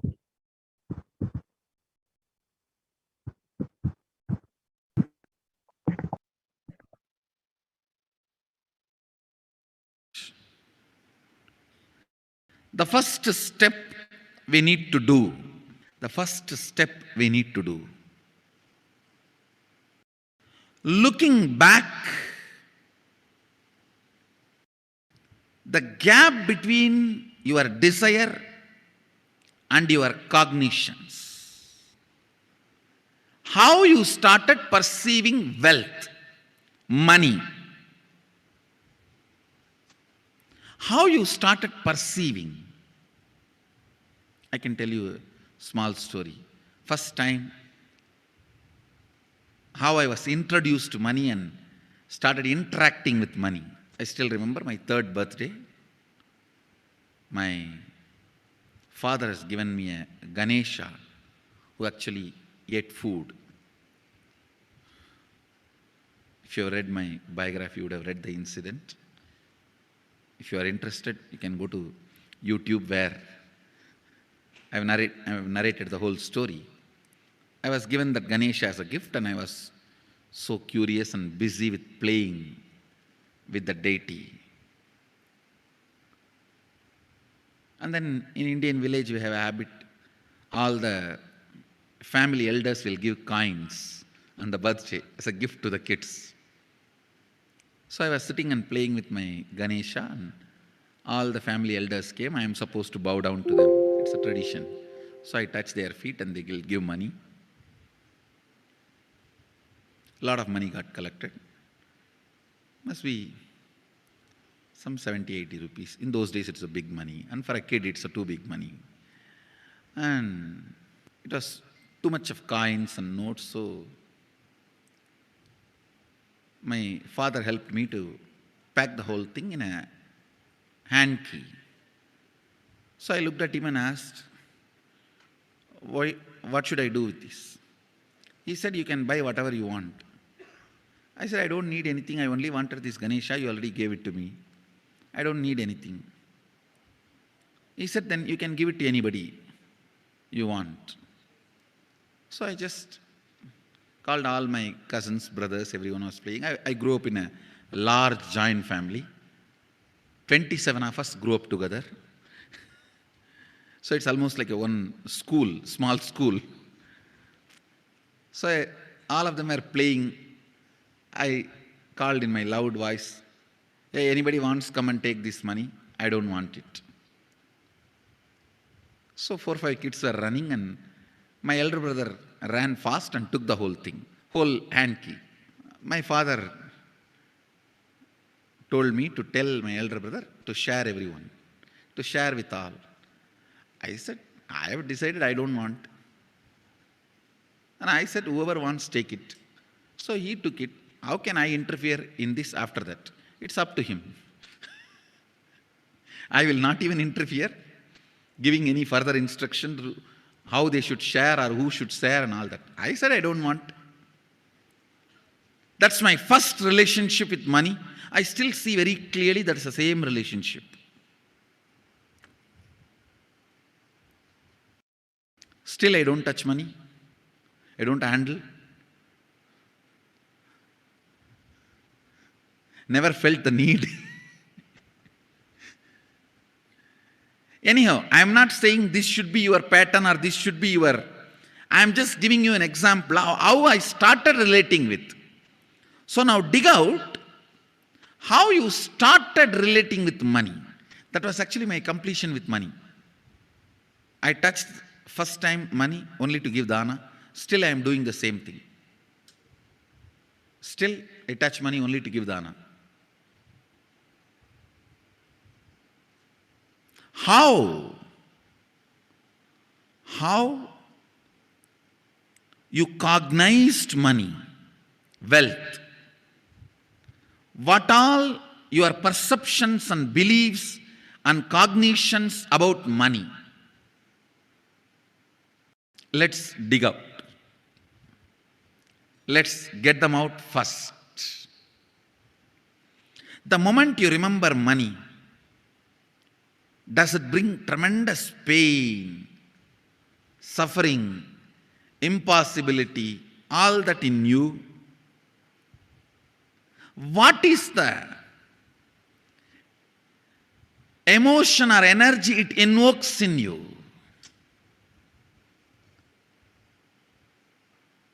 So put your pen to paper and just keep writing whatever comes to your mind. If you feel tortured, irritated, the moment you think of money, whatever you think, money is difficult, money is impossible, money is, unless you cheat, you can't get the money. Even if you cheat it, somebody will cheat from you. So much goes on inside you about money. Your incompletions with money. Just spend few minutes and let's dig out all the incompletions, mental patterns we have, perceptions, beliefs and cognitions we have about money. Listen, the first step we need to do now, cleaning up, completing these mental thought patterns, the incompletion patterns related to wealth, and stopping them from recurring. Please understand, biggest problem is when you do not recognize something as a pattern, it continues to exist in you and recur. Please understand. Recurring, for example, today you remember, yes, I have a lot of incompletions and patterns. Incompletion means, let me define.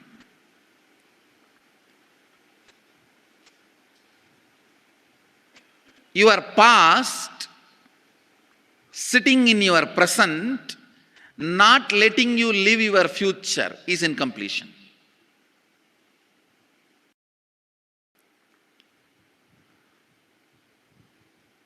It has no logic. Because you lost love of somebody, you decide never to love again. It has no logic.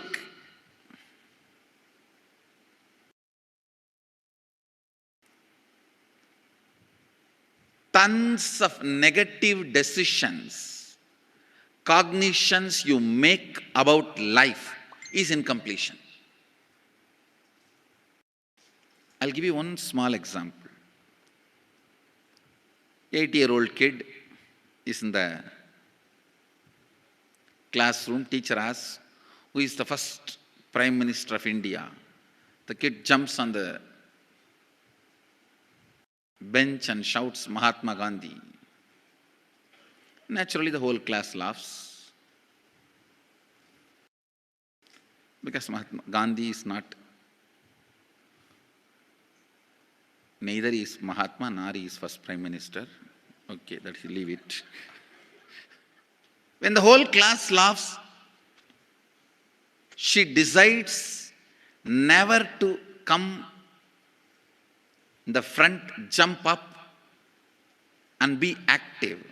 Even after 50 years, if she becomes a CEO of a company,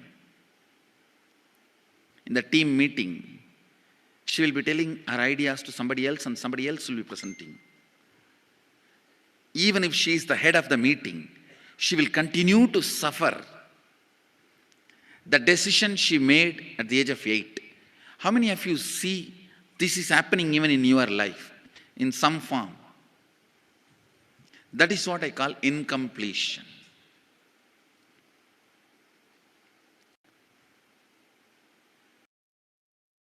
Understand, There is a very powerful science by Sadashiva in Agama. Sadashiva is the first Guru, Adi Guru. He explains in Agama, of course, the moment I utter this word, many will have many questions. What? Sadashiva? He was supposed to be God. Was he Guru? He was supposed to be energy. Was he teaching? Let me be very clear. He is the pure consciousness beyond time and space, but he also assumed form within the time and space. The formless came in form many times and taught the great spiritual truths to the world. We should not even use the word was. Is the right word.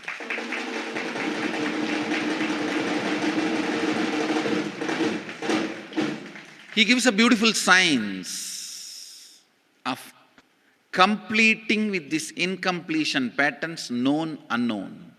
Understand, if you know the reason for certain pattern, it is called known pattern. If you don't know, it is unknown pattern. Sometimes you will have a heaviness, suffocation, but you don't even know why. That is unknown pattern. Sometimes you know why you are going through what you are going through. That is known pattern. Known or unknown, you can complete. You can be out of it. It is possible. It is possible. I'll explain this science of completion. Understand, this one technique can help you whether you want to get rid of your headache or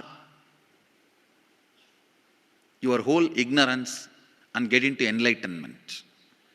Whether you want as simple as healing your headache or as complicated as enlightenment.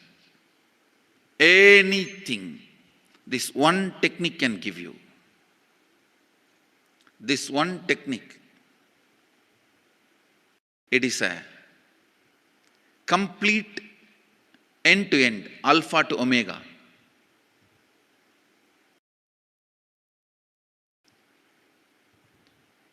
It's from Sadashiva directly. In the Agama, 94th verse, 22nd technique. The chapter is called Shivajnanopanishad and also called as Vijnana Bhairava.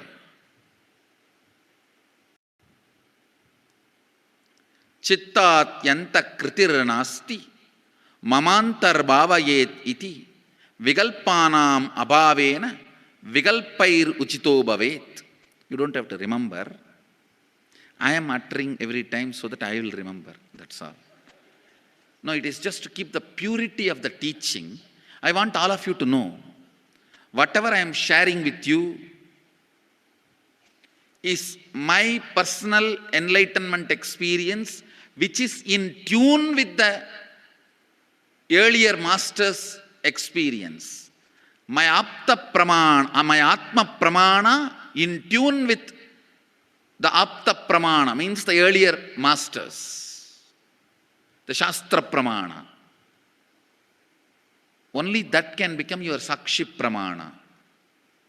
Never learn from a person who does not have Atma Pramana, enlightenment. He will be only Pandit, repeating. Same way, never learn from a person who claims yes, enlightenment, but does not keep his experience in tune with the Shastra Pramana and shares with you. It's always dangerous. Maybe it must have been good for him, but we don't know whether it is good for all of you. The Atma Pramana should always be acid washed with Apta Pramana, Shastra Pramana. Only that can become Sakshi Pramana, experiential reality for you. Never learn from anybody who has only knowledge, not experience. Same way, never learn from somebody who claims having only experience and does not connect, purify, make it in tune with the Shastra and presents it to you. There is always a danger. If you don't bother about the Shastra Pramana, you may be having kakka biryani. Be careful. Listen. To keep the purity of the teachings, I keep the original Sanskrit verses. I'll give you the translation now.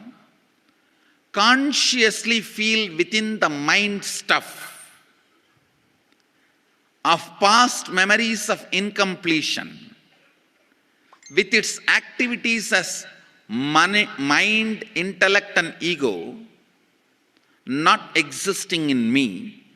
By contemplating this way in your inner space, disidentify from the past impressions and memories of completion. Put your active attention at the space of past happening.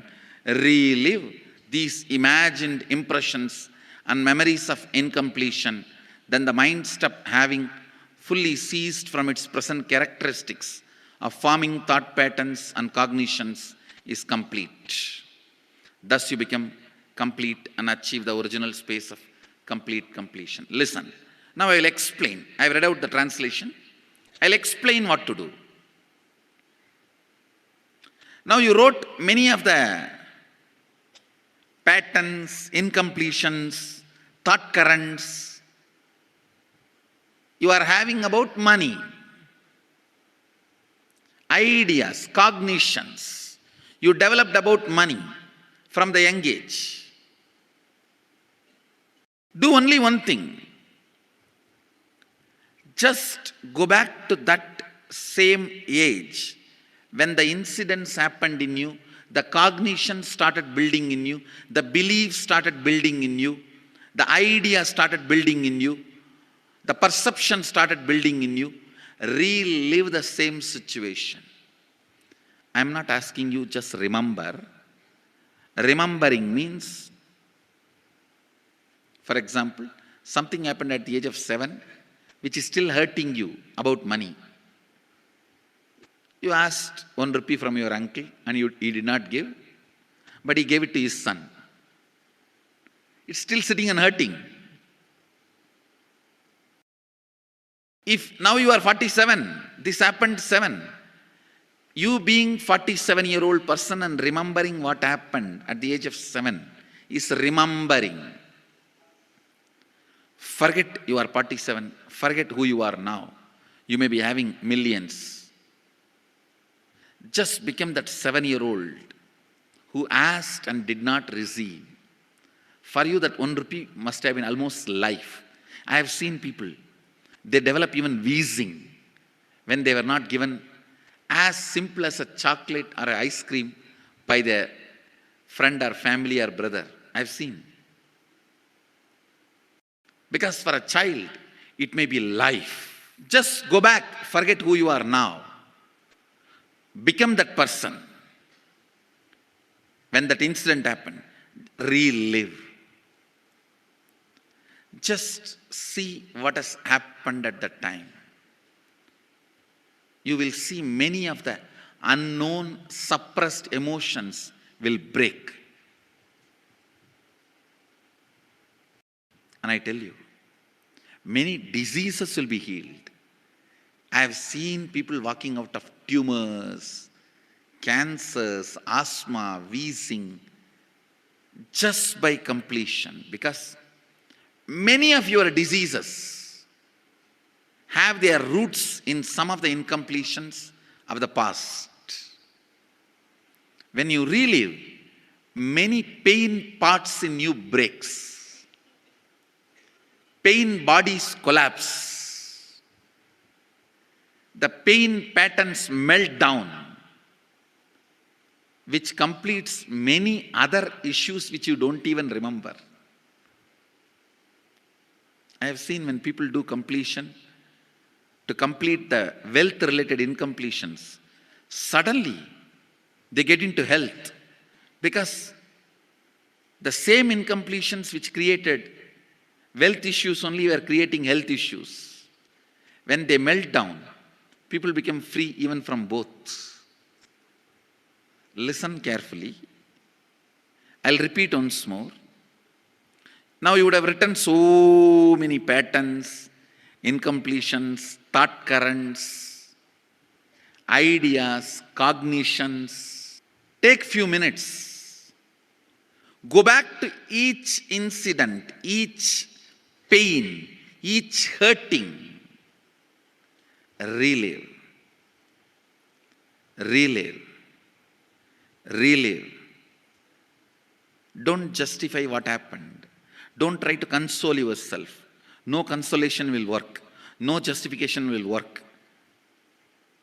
Neither help others nor try to help yourself. Just relive. I have seen when somebody has tears, others try to console. No, relax. You are not more compassionate than me. Let me do that job. You don't interfere in my job. Let you just go through. Even you don't try to console yourself. That is not going to work. If something has to break inside, let it break. It's okay.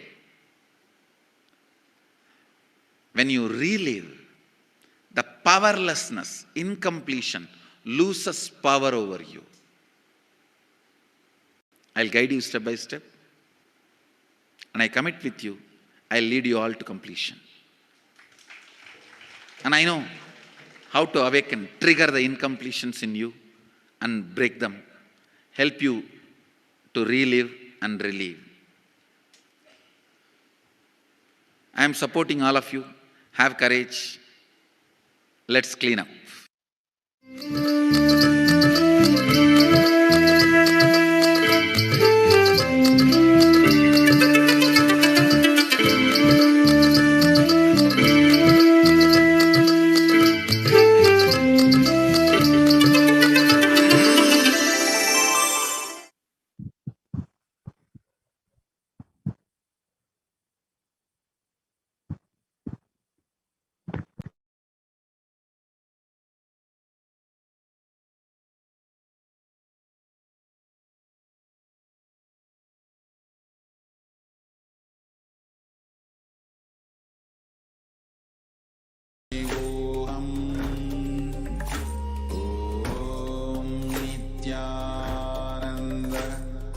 Paramashivoham. Om Nithyananda Paramashivoham. Om Nithyananda Paramashivoham. Om Nithyananda Paramashivoham. Nithyananda Paramashivoham. Om Nithyananda Paramashivoham. Om Nithyananda Paramashivoham.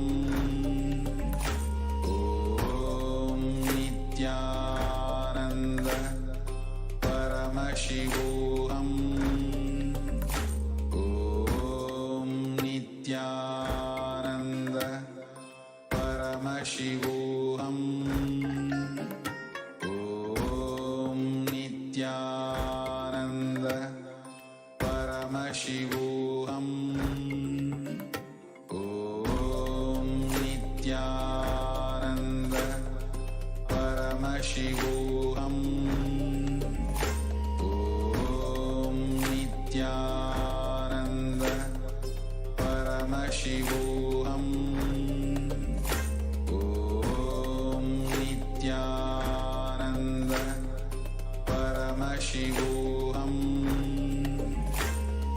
Om Nithyananda Paramashivoham. Om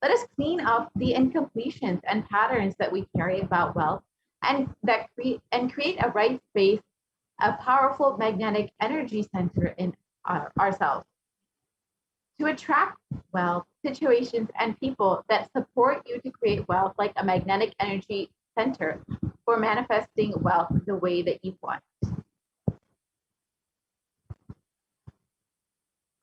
So let us complete with wealth. We will go into an exercise where we will dig out all of the incompletions about money. Keep writing whatever comes to your mind. The moment you remember money, does it bring tremendous pain, suffering, impossibility, all that in you? What is the emotion or energy it invokes in you? The moment you manifest, you think of money, whatever you feel and think, money is difficult, money is impossible. Unless you cheat, you can't get money. Even if you cheat somebody, somebody will cheat you. So much goes on inside about money, your incompletions with money. Just spend a few moments and let's dig out all the incompletions, beliefs, mental patterns that we carry about money and the perceptions and cognitions that we have about money. So let us spend 5 minutes jotting down all of our incompletions and incomplete cognitions that we carry about money and wealth.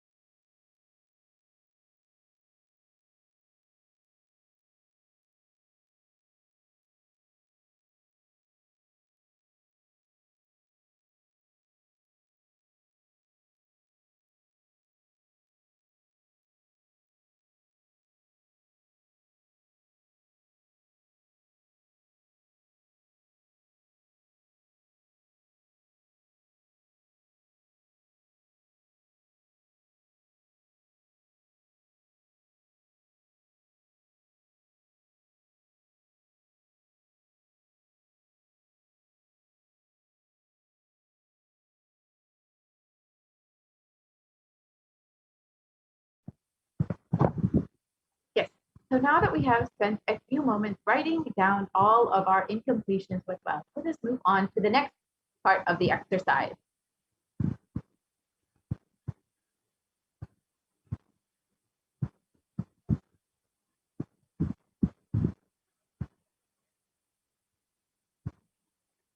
If we can move to the next slide, please.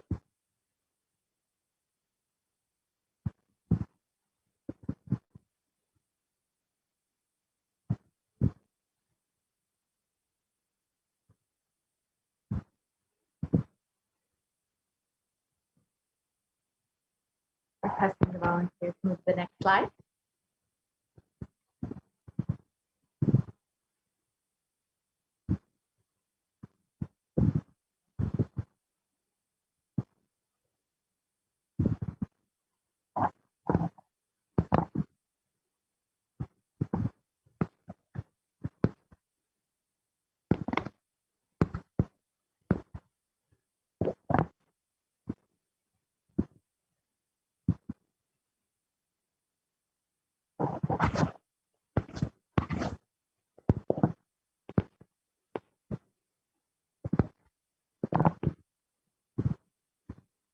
Yes, if we can move to the next slide, please.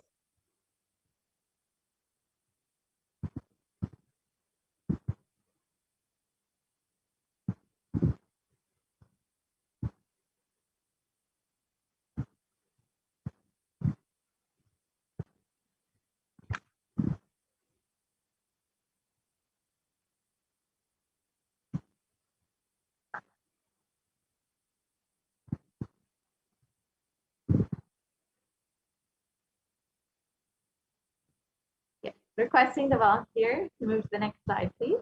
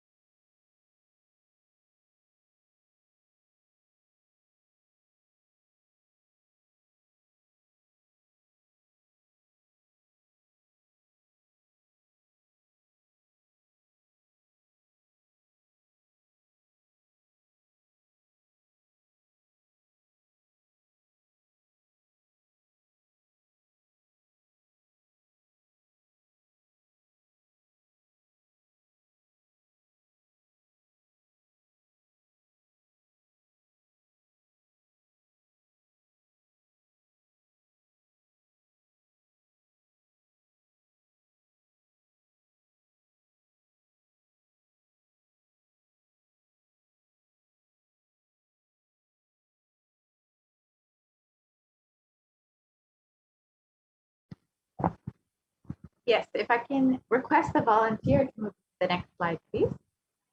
Yes, great. So the moment you think of money, whatever you feel and think, money is difficult, money is impossible, money is, unless you cheat, you can't get money. Even if you cheat somebody, somebody will cheat from you. So much goes on inside of you about money. Your incompletions with money, just pen those few minutes and let's dig out all the incompletions, beliefs, mental patterns that we have, the perceptions, beliefs, and cognitions we all have about money.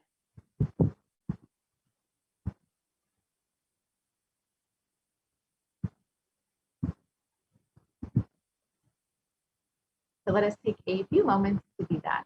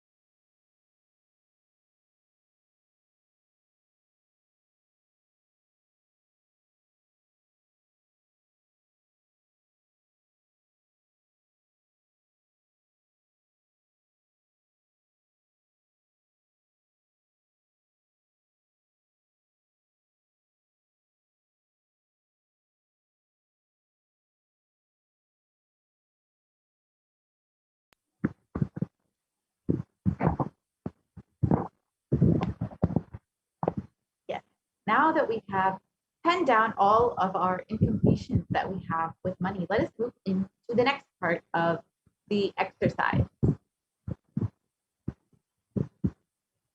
Second. So each belief or cognition starts from a particular incident. Identify the incidents when the wrong or incomplete beliefs about wealth started forming in you. Relive and relive. Complete those incompletions. Go back to that same age when the incident happened, when the idea or belief or perception started building in you, and complete with those incidents. So we will just take a few moments to go through the completion process to relive and relieve all of the incomplete cognitions that we carry about wealth.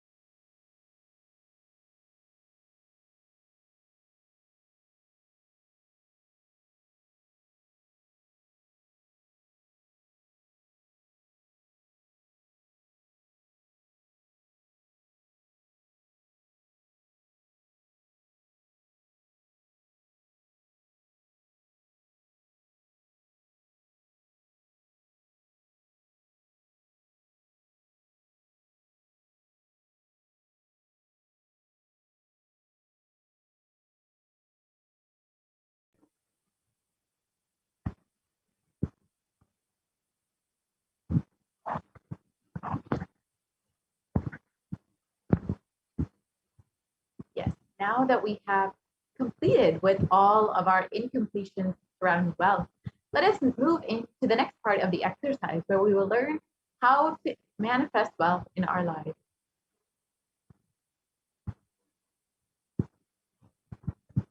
We can move to the next slide, please.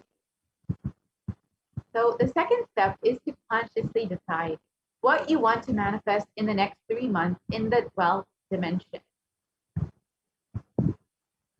We can move to the next slide, please. So write down clearly, what is your intention? What is it that you want to manifest in the next 3 months in the field of wealth? Whatever you think as well. You may think more than money or currency as well. A person might be wealth for you, or your life or situation might be a wealth for you. For some, being active as well. People feel even extraordinary powers as their wealth. Whatever you consider as your wealth, whatever you want to manifest or attract in the next 3 months, please pen that down right now.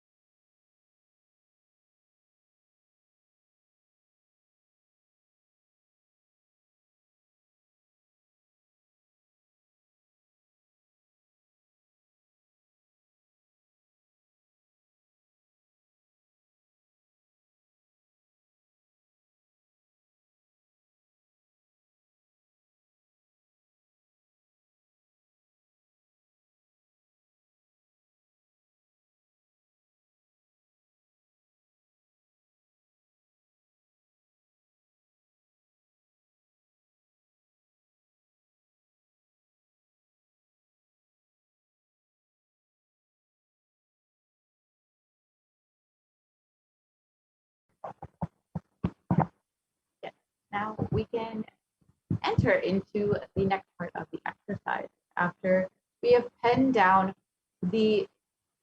our goals for the next 3 months and what we want to manifest within the next 3 months in the dimension of wealth.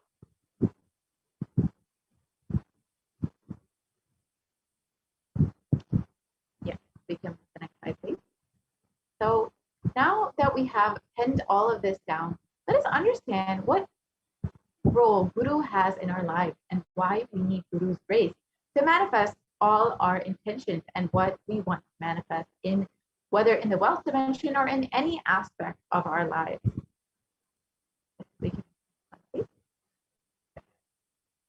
With deep devotion and oneness with Guru, you can complete all binding cognitions on wealth and manifest life with prosperity and abundance.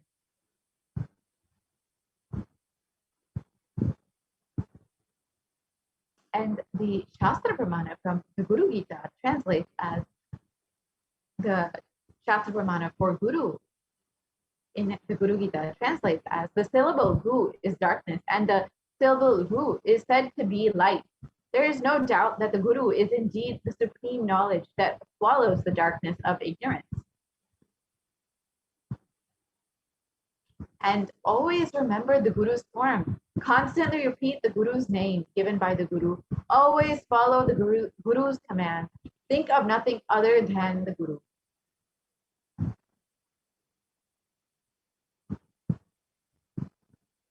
Out of compassion for you, I shall tell you how the embodied soul becomes Brahman, having purified of all sins by serving the feet of the Guru.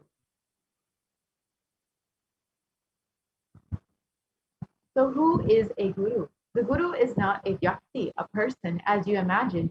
He is a tattva, a principle. He is simply a physical representation of the divine. In the Vedic tradition, the spiritual teacher, the Guru, is said to be more important than God himself. God is always and everywhere, but it is the Guru who opens the disciples' eyes to the existence of God. Guru is the doorway to one's own experience of the divine. Guru exists as embodiment, the manifest form of God, Paramashiva. And God, Paramashiva, is the unmanifest form of Guru. God is the state of Guru. Guru is the statement of God. Gurus are the manifest of Paramashiva, and Paramashiva is the unmanifest existence of Guru.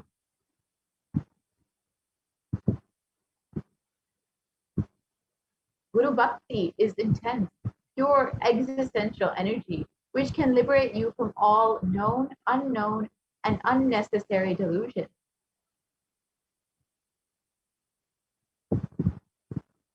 So now that we have learned the importance of having Guru in our lives, let us now enter into we will have an opportunity to actually ask our questions in the Venkateshwara reading. So let us now enter into see how to exactly ask our questions. And we will have a little bit of time to ask or send in our questions for the Venkateshwara readings before we move into the offerings segment, where we will learn some of the offerings that we can make to Venkateshwara.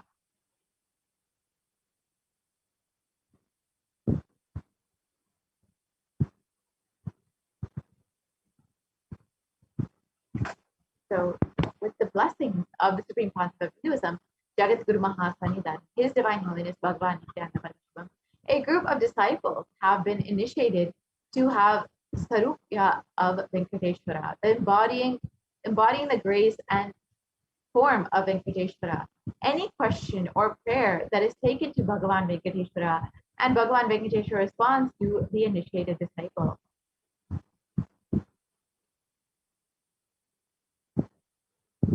So if you have any questions or prayer requests, you can submit them here at tinyurl.com/daytreadings, and you can receive the answers directly from the initiated disciples of the Supreme Pontiff of Hinduism, channeling Bhagavan Venkateshwara. So if you would like to take a few moments to ask your question, you can do that right now.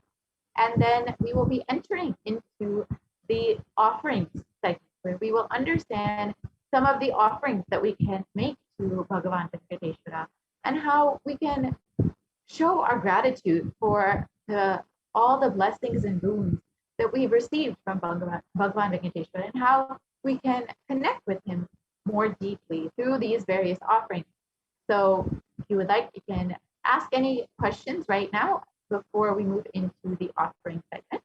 And after the offering segment, we will be having the Venkateshwara reading, where we will answer the questions that the viewers have submitted today. So we will be right back. And you can take a few moments right now to go to tinyurl.com/daytreading to submit your questions. We'll be right back within a few moments.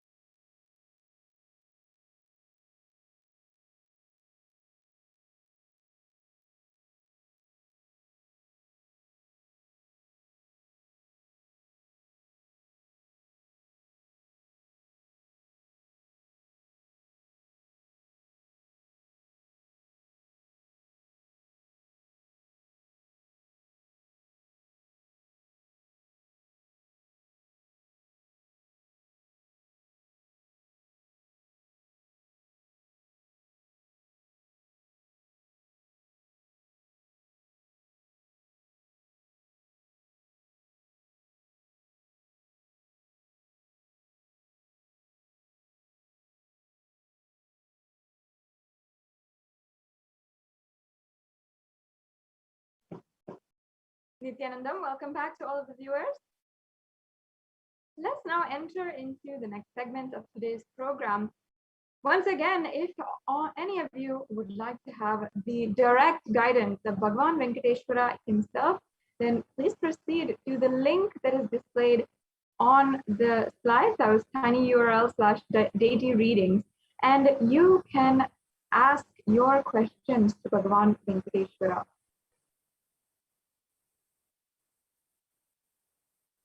So now we'll be proceeding into the next segment of today's program, understanding the various offerings that you can do for the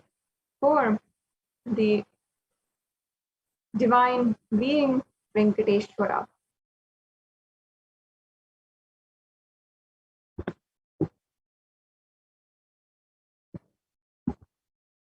Yes, and we'll be getting those slides right to you in a few minutes.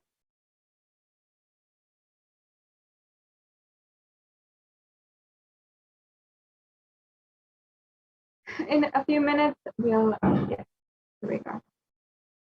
Let us now start with Bhagavan Venkateshwara Bhava Samadhi Darshan offering.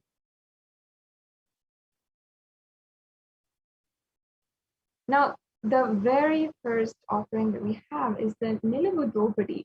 And this offering is unlike any other offerings because of its significance, especially to the devotees of Bhagavan Sri Venkateshwara. Now, before we begin, I'd like to just give a brief context for those of you who might be new or who are joining us for the first time. In the Hindu tradition, the different offerings are a way to offer your gratitude, your pure love and devotion at the feet of the divine. And you are granted whatever it is that you want to manifest in your reality. And you're simply able to manifest that without any effort from your side. And that is some of the most powerful ways that Bhagavan Sri Venkateshwara manifests through the supreme quantum of Hinduism and blesses each and every one of us. Bhagavan Sri Venkateshwara is literally making himself available to each and every one of us here. And these offerings are a way to offer our gratitude. And not only that, wherever we are in today's day and age, Bhagavan Sri Venkateshwara manifesting through the Nija Avatara, the supreme pontiff of Hinduism, is making himself available in all the different platforms for millions of people simultaneously, unlike ever before. Through this digital platform, we are being able to reach out to more number of people, and so many people, Hindus all over the world, who may not even have the luxury of being in a Hindu ecosystem, having a temple, and people who may not even be in an ecosystem which is even vegetarian.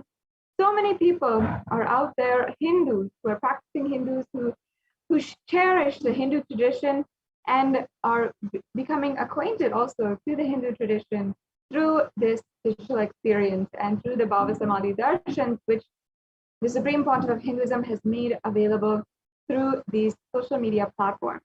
So this is a wonderful way that you can experience the divine.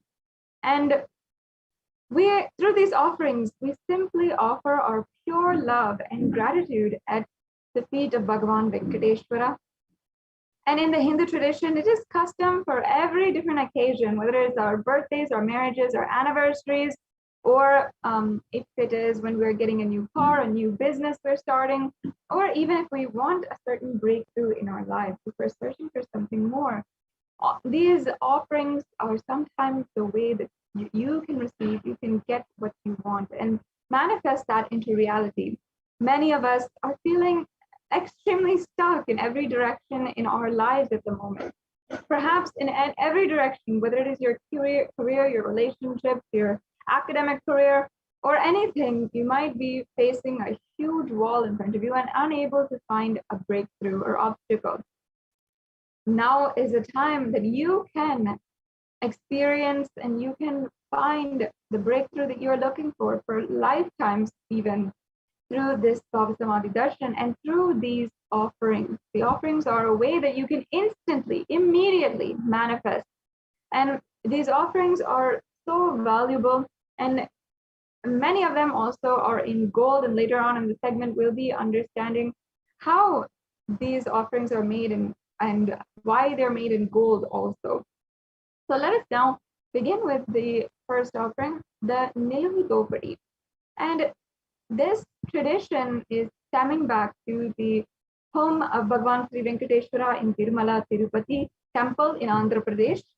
And devotees of Bhagavan Venkateshwara call this the Niluvu Dopadi, the offering of whatever they have, whether it is money, gold, jewels, or etc. And this is the offering of whatever they have into the kundial as an offering. And they offer all of their incompletions, their baggage, their karmas at the feet of Venkateshwara. And the Supreme Pontiff of Hinduism, in this Bhagavan Venkateshwara Bhava Samadhi Darshan has opened up this blessing with his grace for the thousands of devotees to offer and be relieved from the Topadi, as directly by the Supreme Pontiff of Hinduism will be gracing us in the Venkateshwara Bhava Samadhi Darshan and accepting our offerings and liberating us from karmas and incompletion. The Niluvu Dopadi actually has a very deep significance, and especially because of how it is a way that you can offer, and it actually literally means that it's a snatching away. The Niluvu Dopadi actually means that Bhagavan Sri Venkateshwara is quite literally snatching away your karmas and your baggage, whatever it is. So we are just allowing him to do so.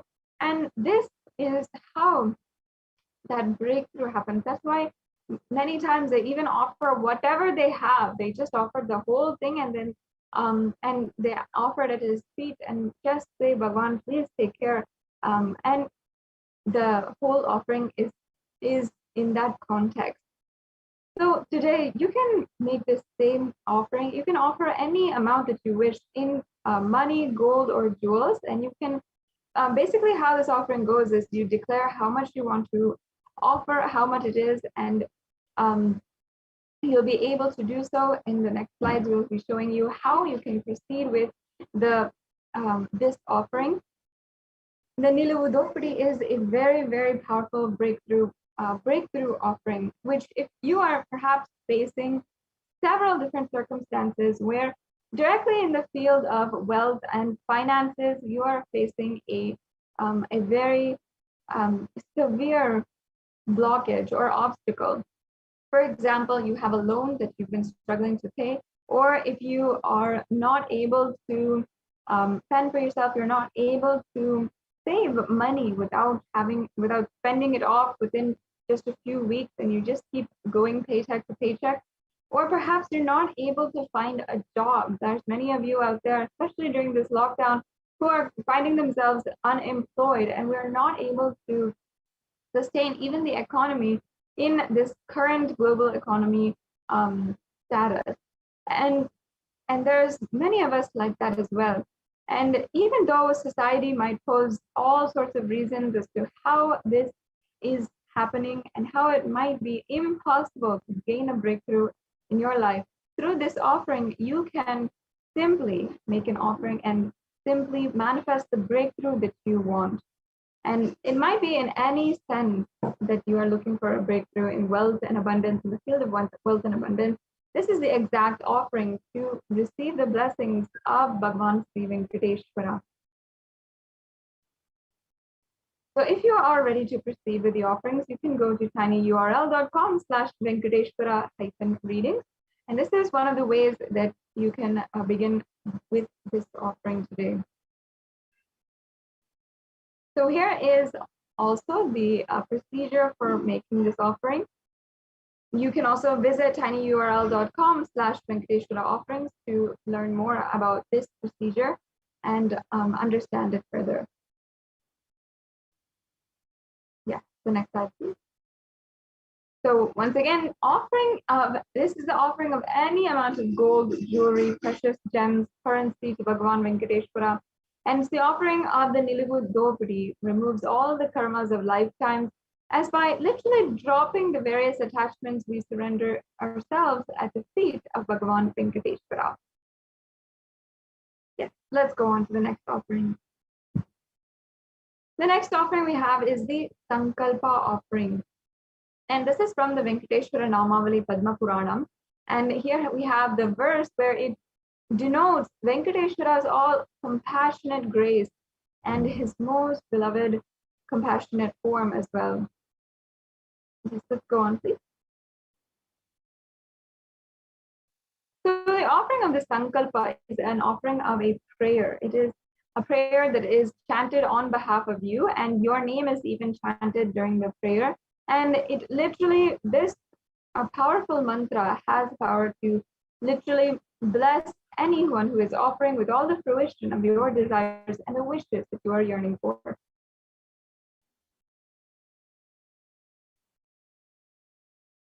Yes. The next offering is the Swarna Ashtottara Kasu. In the Hindu tradition, there is a tradition of a sadhana or a spiritual practice of chanting the Namavali, and either the Ashtottara Namavali or the Sahasra Namavali. So it is the chanting of either the 108 names or the Sahasranama, which is the 1,008 names of various gods and goddesses. And this is done because each and every one of the qualities of that god, that goddess, is chanted inside of us. And literally, we cherish that quality inside of us and manifest it into reality. When we cherish bad things in our life, we cherish suffering, we're continuously worrying, you will always see that that exact thing is manifesting into your reality. However, if we're cherishing positive thought currents and positive vibrations and divine qualities, then that is what we manifest into reality. So this Swarna Ashtottara Kasu is the offering of the Ashtottara Namavali, and not only that, it is the offering of the pure gold coin with each one of the 108 sacred names of Srivari inscribed into it. So as you can see, there's different levels of the offering as well. And the names that are chanted are here listed. And it's a very, very powerful offering. We can go on to the next slide. Yes. And you can offer this as well to the feet of Devi of Venkateshwara. Yes, let's go on.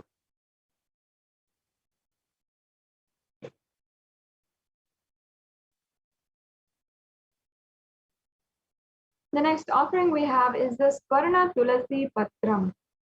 And here we have a reference of the offering of the Tulasi Patram. It says, the Supreme Lord is causelessly merciful upon his devotee, so much so that even the poorest of men can offer him a little water and a flower in devotion and thus please him. This is due to his affectionate dealings with his devotees, offer to the Tulasi with pure love to receive his grace forever.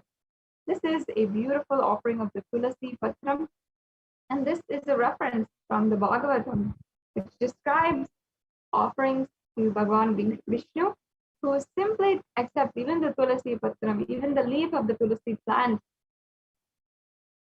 and simply gives all of the grace of the avatar. The next offering is the Swarna Padma Pushpa, and here it says a reference.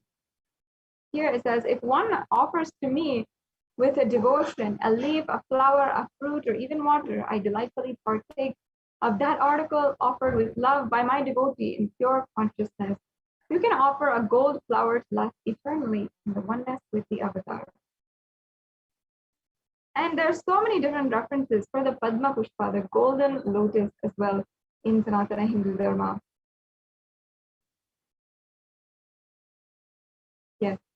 And we also have the next offering, which is the Metti, the gold toe ring. And in the Lakshmi Narayana Samhita, verse 4.23.49, there is a reference to where Bhagavan Venkateshwara's toe rings are described. And you can offer these toe rings. As you can see, he'll wear the toe rings in all of his toes. And it'll be the most splendid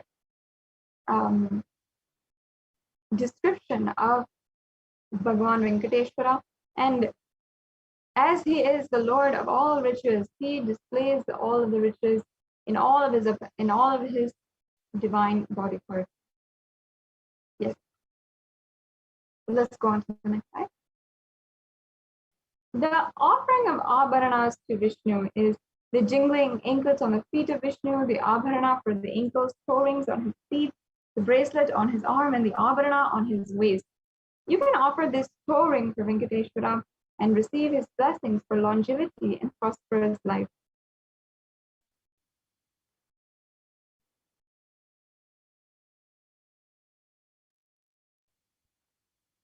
The next offering we have is a Pratyaksha Pada Puja. And we have a verse here from the Guru Gita.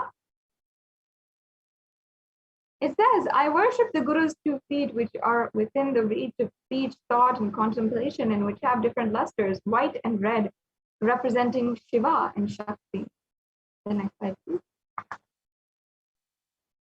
This offering is a most precious offering, and it literally can clear your karmas to remove any obstacle in the path of enlightenment, express gratitude, and strengthen your feeling connection with the Guru. Manifest auspiciousness in all dimensions of life, health, wealth, and relationships.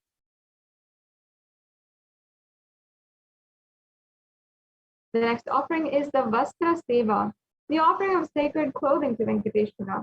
Traditionally, this seva is offered for better physical and mental well-being and healing from any illnesses.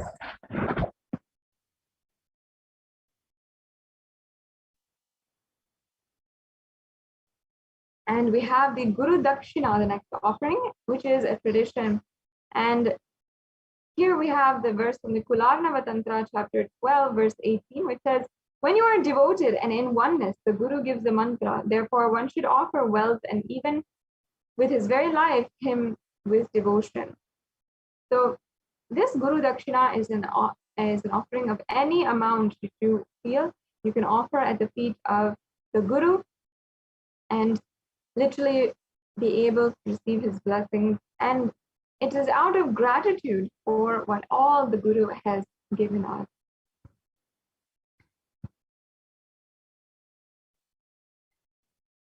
We have the next offering here, the E-Hundi offering, the general donation. And you can see actually the way that when we go to temples as Hindus, we always know that we offer a few coins in the plate of the pujari, the arati plate of the pujari, or in the hundi. And that is a part of our tradition. Whenever we go to the temple, and that is just an offering out of gratitude, which we make. It's an offering where we are simply giving out of gratitude and love for the divine. And today, manifesting Bhagavan Sri Venkateshwara, in order to make a breakthrough happen in your wealth dimension, every single weekend as well, the Supreme Pontiff of Hinduism has been continuously offering this Bhagavan Sri Venkateshwara Bhava Samadhi Darshan. And just in order to offer our gratitude for any wealth breakthrough that we've had or that we wish to have, then we can offer a general donation. You can offer this E-Hundi offering.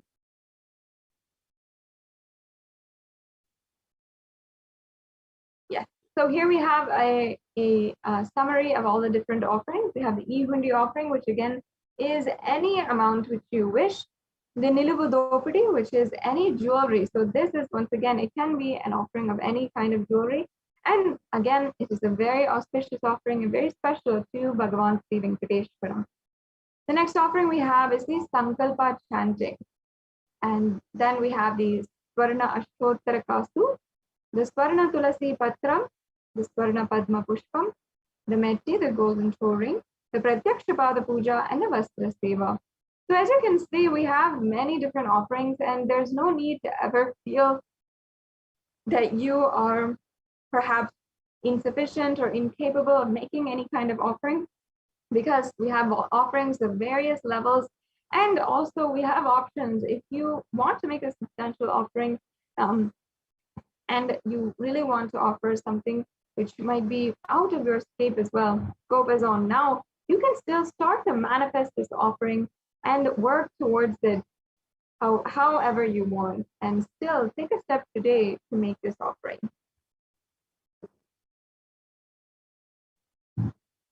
Yes, so as you can see, we have the registration forms and for all of the different offerings. So if you, I request now if we can go over and just see these links. will now be just showing each and every one of you the links for the payment. As you can see, it's highlighted here. These are the links for the payment, and we will be showing you how easy it is to actually make a donation right now itself. So you can see that it's a very, very quick process, and it just takes a few minutes for you to go to the link for the offerings. Yes, as you can see, here it is. And for the Venkateshwara Bhava Samadhi Darshan donations, and you can select the drop-down menu and then select any offering which you would like to make today. And once again, this can be any different denomination, and you never have to feel any kind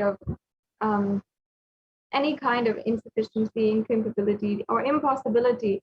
You can offer whatever it is you feel, and with love and gratitude at the feet of Bhagavan Sri Venkateshwara. So we can select an offering, and then we can add that to the cart. Then once you have added to the cart, you'll be able to review the cart, review all the items in your cart, make sure that perhaps something that is overcounted or something that is not wanted is removed if you don't want it. Then you can, once you are satisfied, you can proceed to checkout. In this next link, you will be able to see the place where you will input all of your details, your billing details, your payment details. It'll show you what kinds of payment types are accepted. And that's all that is required in order to make a donation right now. So after you make a payment, you should proceed for the next step, which is filling out the Sankalpa 2021 form. This form is extremely necessary. It is the form which will ensure that your name is chanted during the puja. So in this form, you're going to have already paid for the puja, and then you're going to have to fill out your payment order, and then you're going to see that the form asks for your name as well as the names of the people on behalf of whom you are offering the puja today.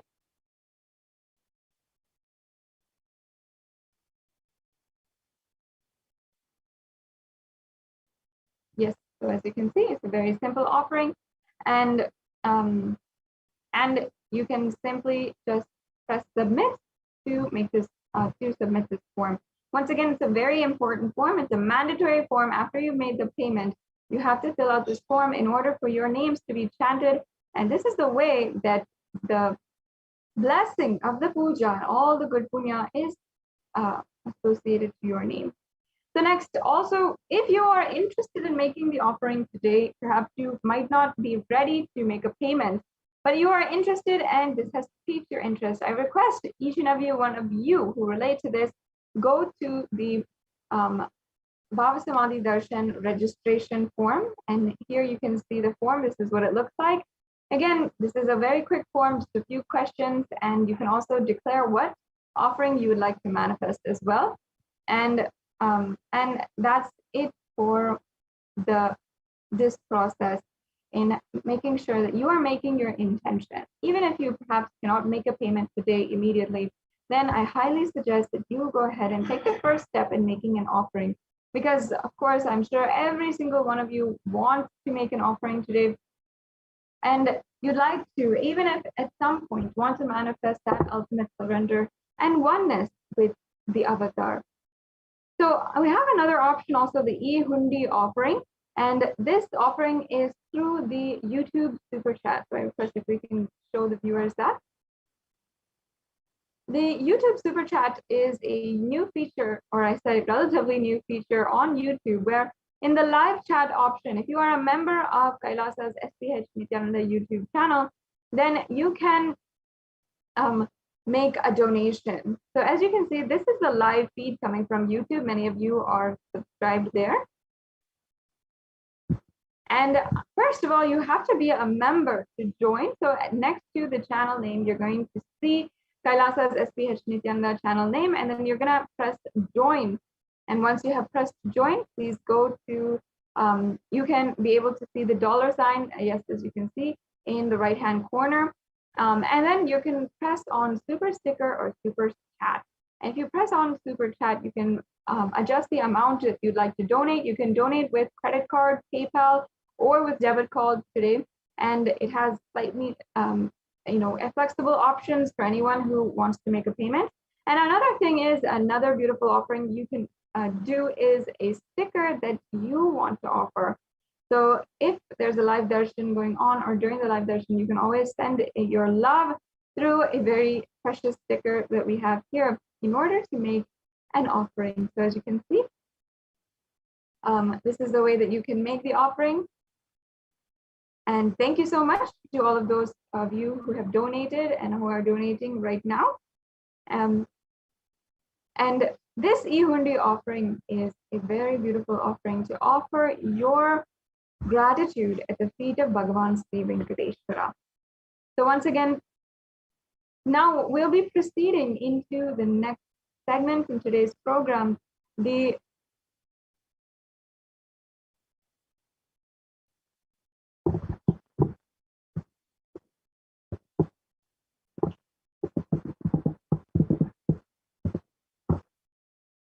Yes, we'll be proceeding into the next segment where we'll be having the Venkateshwara readings.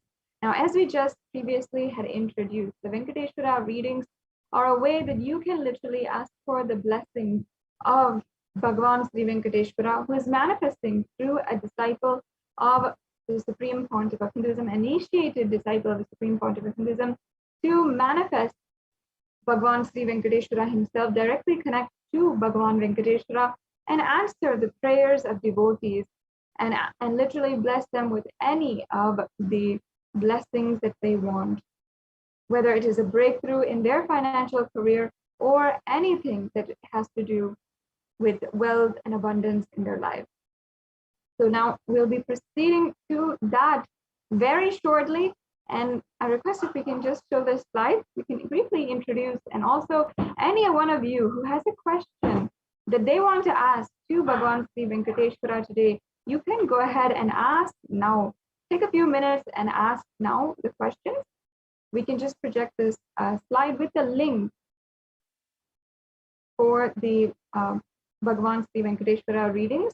And in that link, if you follow this link, you will be able to ask your questions in this link. And in just a few minutes, we will be proceeding on and starting the Venkateshwara readings, having the live darshan of also Sri Ananda Venkateshwara from Nithyananda Paramashivam Devalaya, who is the consecrated deity of Venkateshwara, which the Supreme Pontiff of Hinduism himself carved and also consecrated personally in the Nithyananda Paramashivam Devalayam in Adi Kailasa Sarvagna Peetham. So I request if we can just show that. Yes.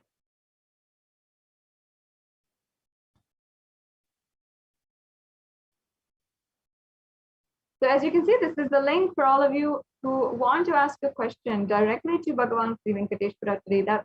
The questions you might have might be that you want to break through in the field, your financial career, in your financial strategies, and you want blessings in your career itself, you want blessings for a job, perhaps, or you want to seek the guidance of Bhagavan Sri Venkateshwara in a new venture, whatever it is, you can ask your questions at this link, and you will be able to have the direct answer of Bhagavan Sri Venkateshwara.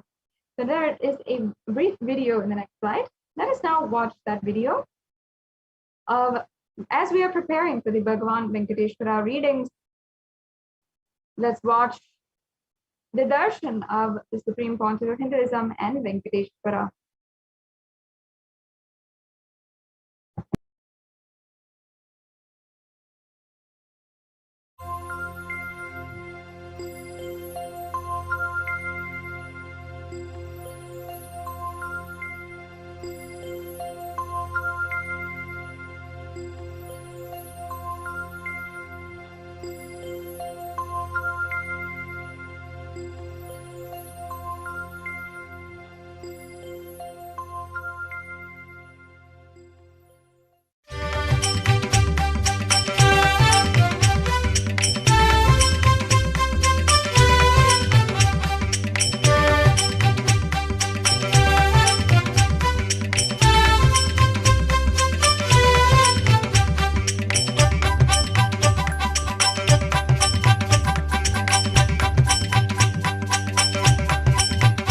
ನಿತ್ಯ ನಾರಾಯಣ ಗೋವಿಂದ ಮಾಧವ, ನಿತ್ಯ ನಾರಾಯಣ ಗೋವಿಂದ ಕೇಶವ. ನಿತ್ಯ ನಾರಾಯಣ ಗೋವಿಂದ ಮಾಧವ, ನಿತ್ಯ ನಾರಾಯಣ ಗೋವಿಂದ ಕೇಶವ. ನಿತ್ಯ ನಾರಾಯಣ ಗೋವಿಂದ ಮಾಧವ, ನಿತ್ಯ ನಾರಾಯಣ ಗೋವಿಂದ ಕೇಶವ. ನಿತ್ಯ ನಾರಾಯಣ ಗೋವಿಂದ ಮಾಧವ, ನಿತ್ಯ ನಾರಾಯಣ ಗೋವಿಂದ ಕೇಶವ. ಹರ ನಿತ್ಯ ನಿತ್ಯನಂತ, ಹರೆ ನಿತ್ಯ ಹರೆ ಹರೆ. ಹರೆ ನಿತ್ಯ ನಿತ್ಯನಂತ, ಹರೆ ನಿತ್ಯ ಹರೆ ಹರೆ. ಹರೆ ನಿತ್ಯ ನಿತ್ಯನಂತ, ಹರೆ ನಿತ್ಯ ಹರೆ ಹರೆ. ಹರೆ ನಿತ್ಯ ನಿತ್ಯನಂತ, ಹರೆ ನಿತ್ಯ ಹರೆ ಹರೆ.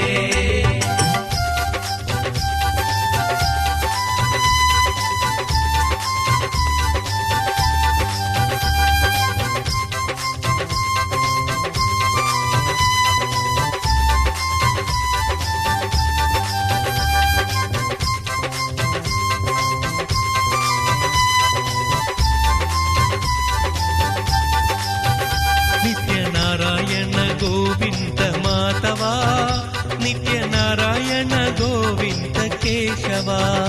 ನಿತ್ಯ ನಾರಾಯಣ ಗೋವಿಂದ ಮಾಧವ, ನಿತ್ಯ ನಾರಾಯಣ ಗೋವಿಂದ ಕೇಶವ. ನಿತ್ಯ ನಾರಾಯಣ ಗೋವಿಂದ ಮಾಧವ, ನಿತ್ಯ ನಾರಾಯಣ ಗೋವಿಂದ ಕೇಶವ.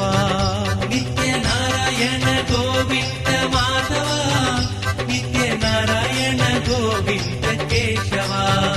ಹರೆ ನಿತ್ಯ ನಿತ್ಯನಂತ, ಹರೆ ನಿತ್ಯ ಹರೆ ಹರೆ. ಹರೆ ನಿತ್ಯ ನಿತ್ಯನಂತ, ಹರೆ ನಿತ್ಯ ಹರೆ ಹರೆ. ಹರೆ ನಿತ್ಯ ನಿತ್ಯನಂತ, ಹರೆ ನಿತ್ಯ ಹರೆ ಹರೆ. ಹರೆ ನಿತ್ಯ ನಿತ್ಯನಂತ, ಹರೆ ನಿತ್ಯ ಹರೆ ಹರೆ.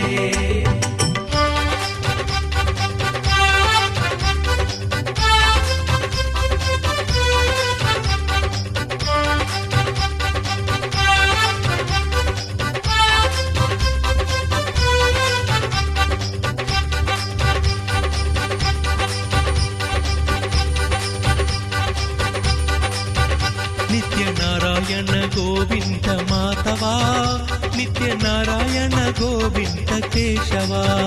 ನಿತ್ಯ ನಾರಾಯಣ ಗೋವಿಂದ ಮಾಧವ, ನಿತ್ಯ ನಾರಾಯಣ ಗೋವಿಂದ ಕೇಶವ. ನಿತ್ಯ ನಾರಾಯಣ ಗೋವಿಂದ ಮಾಧವ, ನಿತ್ಯ ನಾರಾಯಣ ಗೋವಿಂದ ಕೇಶವ. ನಿತ್ಯ ನಾರಾಯಣ ಗೋವಿಂದ ಮಾಧವ, ನಿತ್ಯ ನಾರಾಯಣ ಗೋವಿಂದ ಕೇಶವ. ನಿತ್ಯ ನಾರಾಯಣ ಗೋವಿಂದ ಮಾಧವ, ನಿತ್ಯ ನಾರಾಯಣ ಗೋವಿಂದ ಕೇಶವ. ನಿತ್ಯ Narayana Govinda Madhava.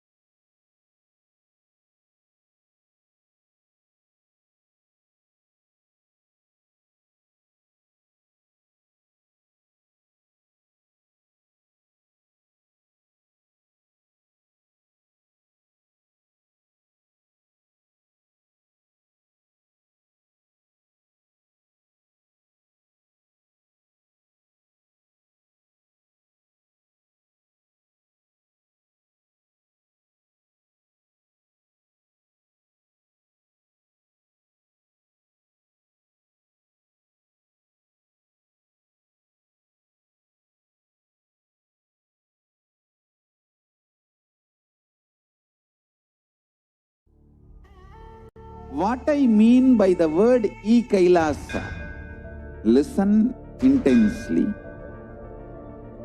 Enlightenment ecosystem, literally enlightenment itself, in your own home, wherever you are.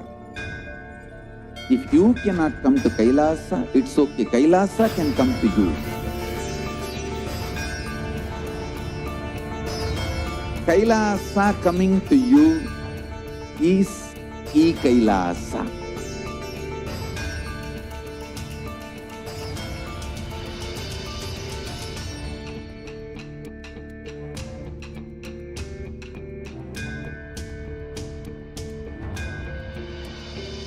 I will revive Hinduism.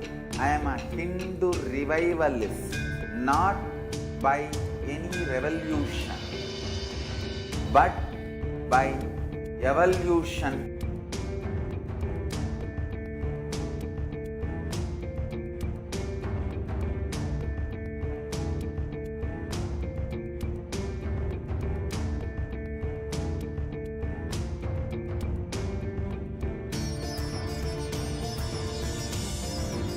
And setting model communities.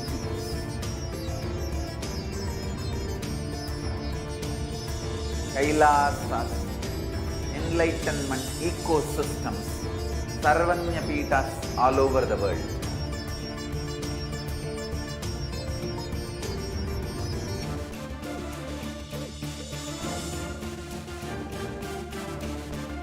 All powerful cognition, knowledge, only when you live, power manifestation and possibilities manifestation happens. This is a fundamental truth.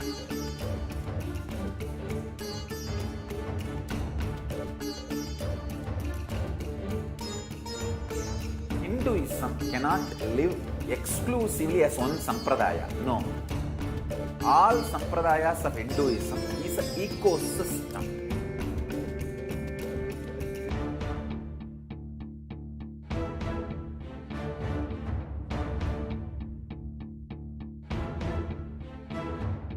So don't keep quiet thinking that if one sampradaya is attacked, only that sampradaya is going to be affected.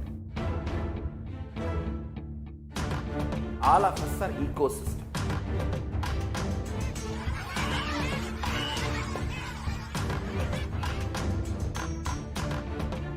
I invite all of you to get involved and enjoy Hinduism by the principle of Dharmo Rakshati Rakshitaha. When you protect Dharma, Dharma protects you. We will make the whole planet flourish spiritually. The spiritual prosperity will happen to the whole planet. We all have to coexist together.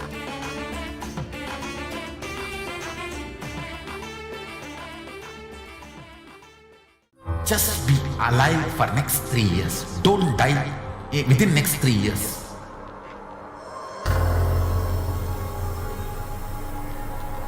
Just don't die within next 3 years.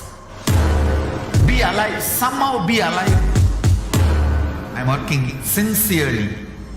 I will reach you somehow. Somehow I will reach you. It's my commitment to humanity.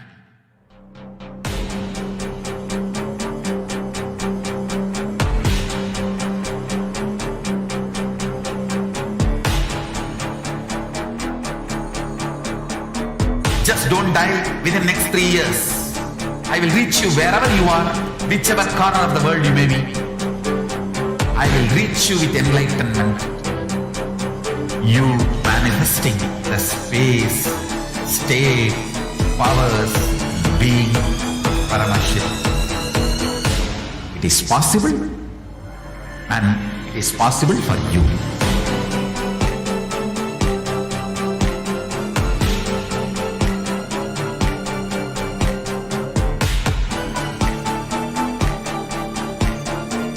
Paramashivoham will reach you with with enlightenment science.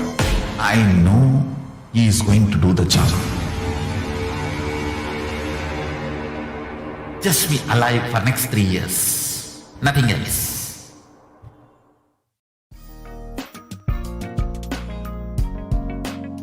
We get you health. We get you ability to build beautiful relationships in your life. We get you direct spiritual support, and we make sure you become wealthy.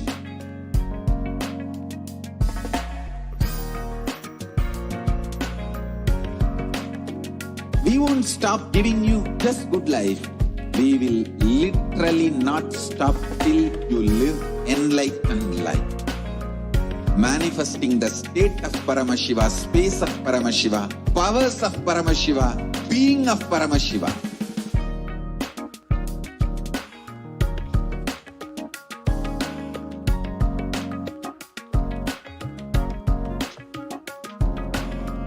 Whole world should become Kailasians. I want the whole world to know Hindus have something great to contribute to the world.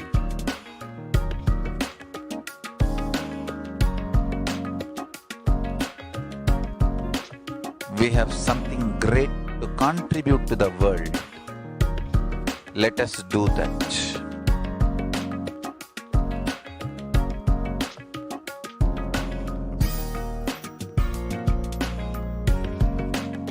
Kailasa is Nithyananda Paramashivoham.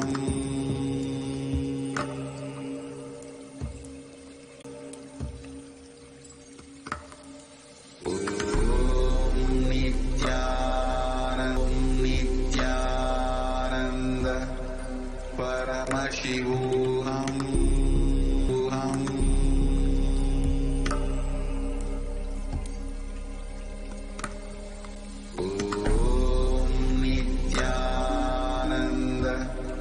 Paramashivoham.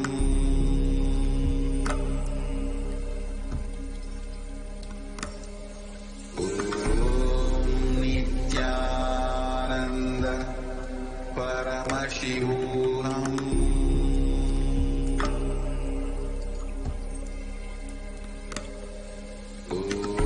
Om Nithyananda Paramashivoham.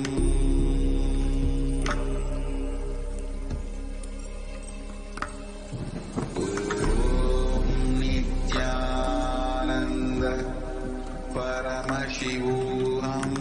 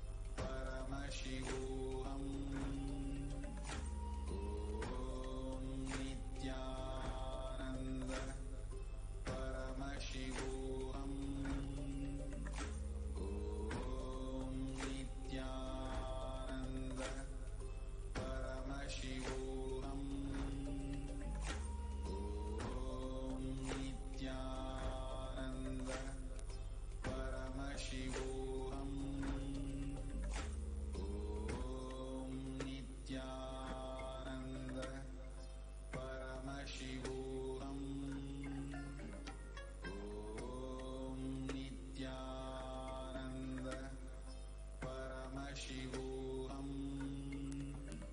Om Nithyananda Paramashivoham. Om Nithyananda Paramashivoham. Om Nithyananda Paramashivoham. Om Nithyananda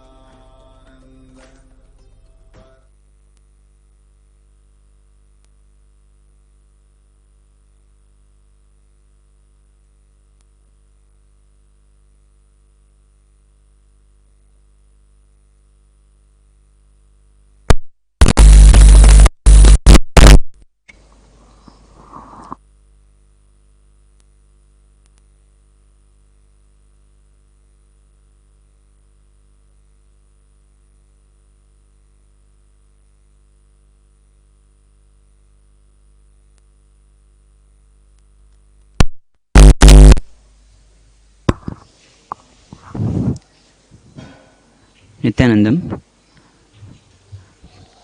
with Lord Venkateshwara's blessings, we enter into Venkateshwara's reading.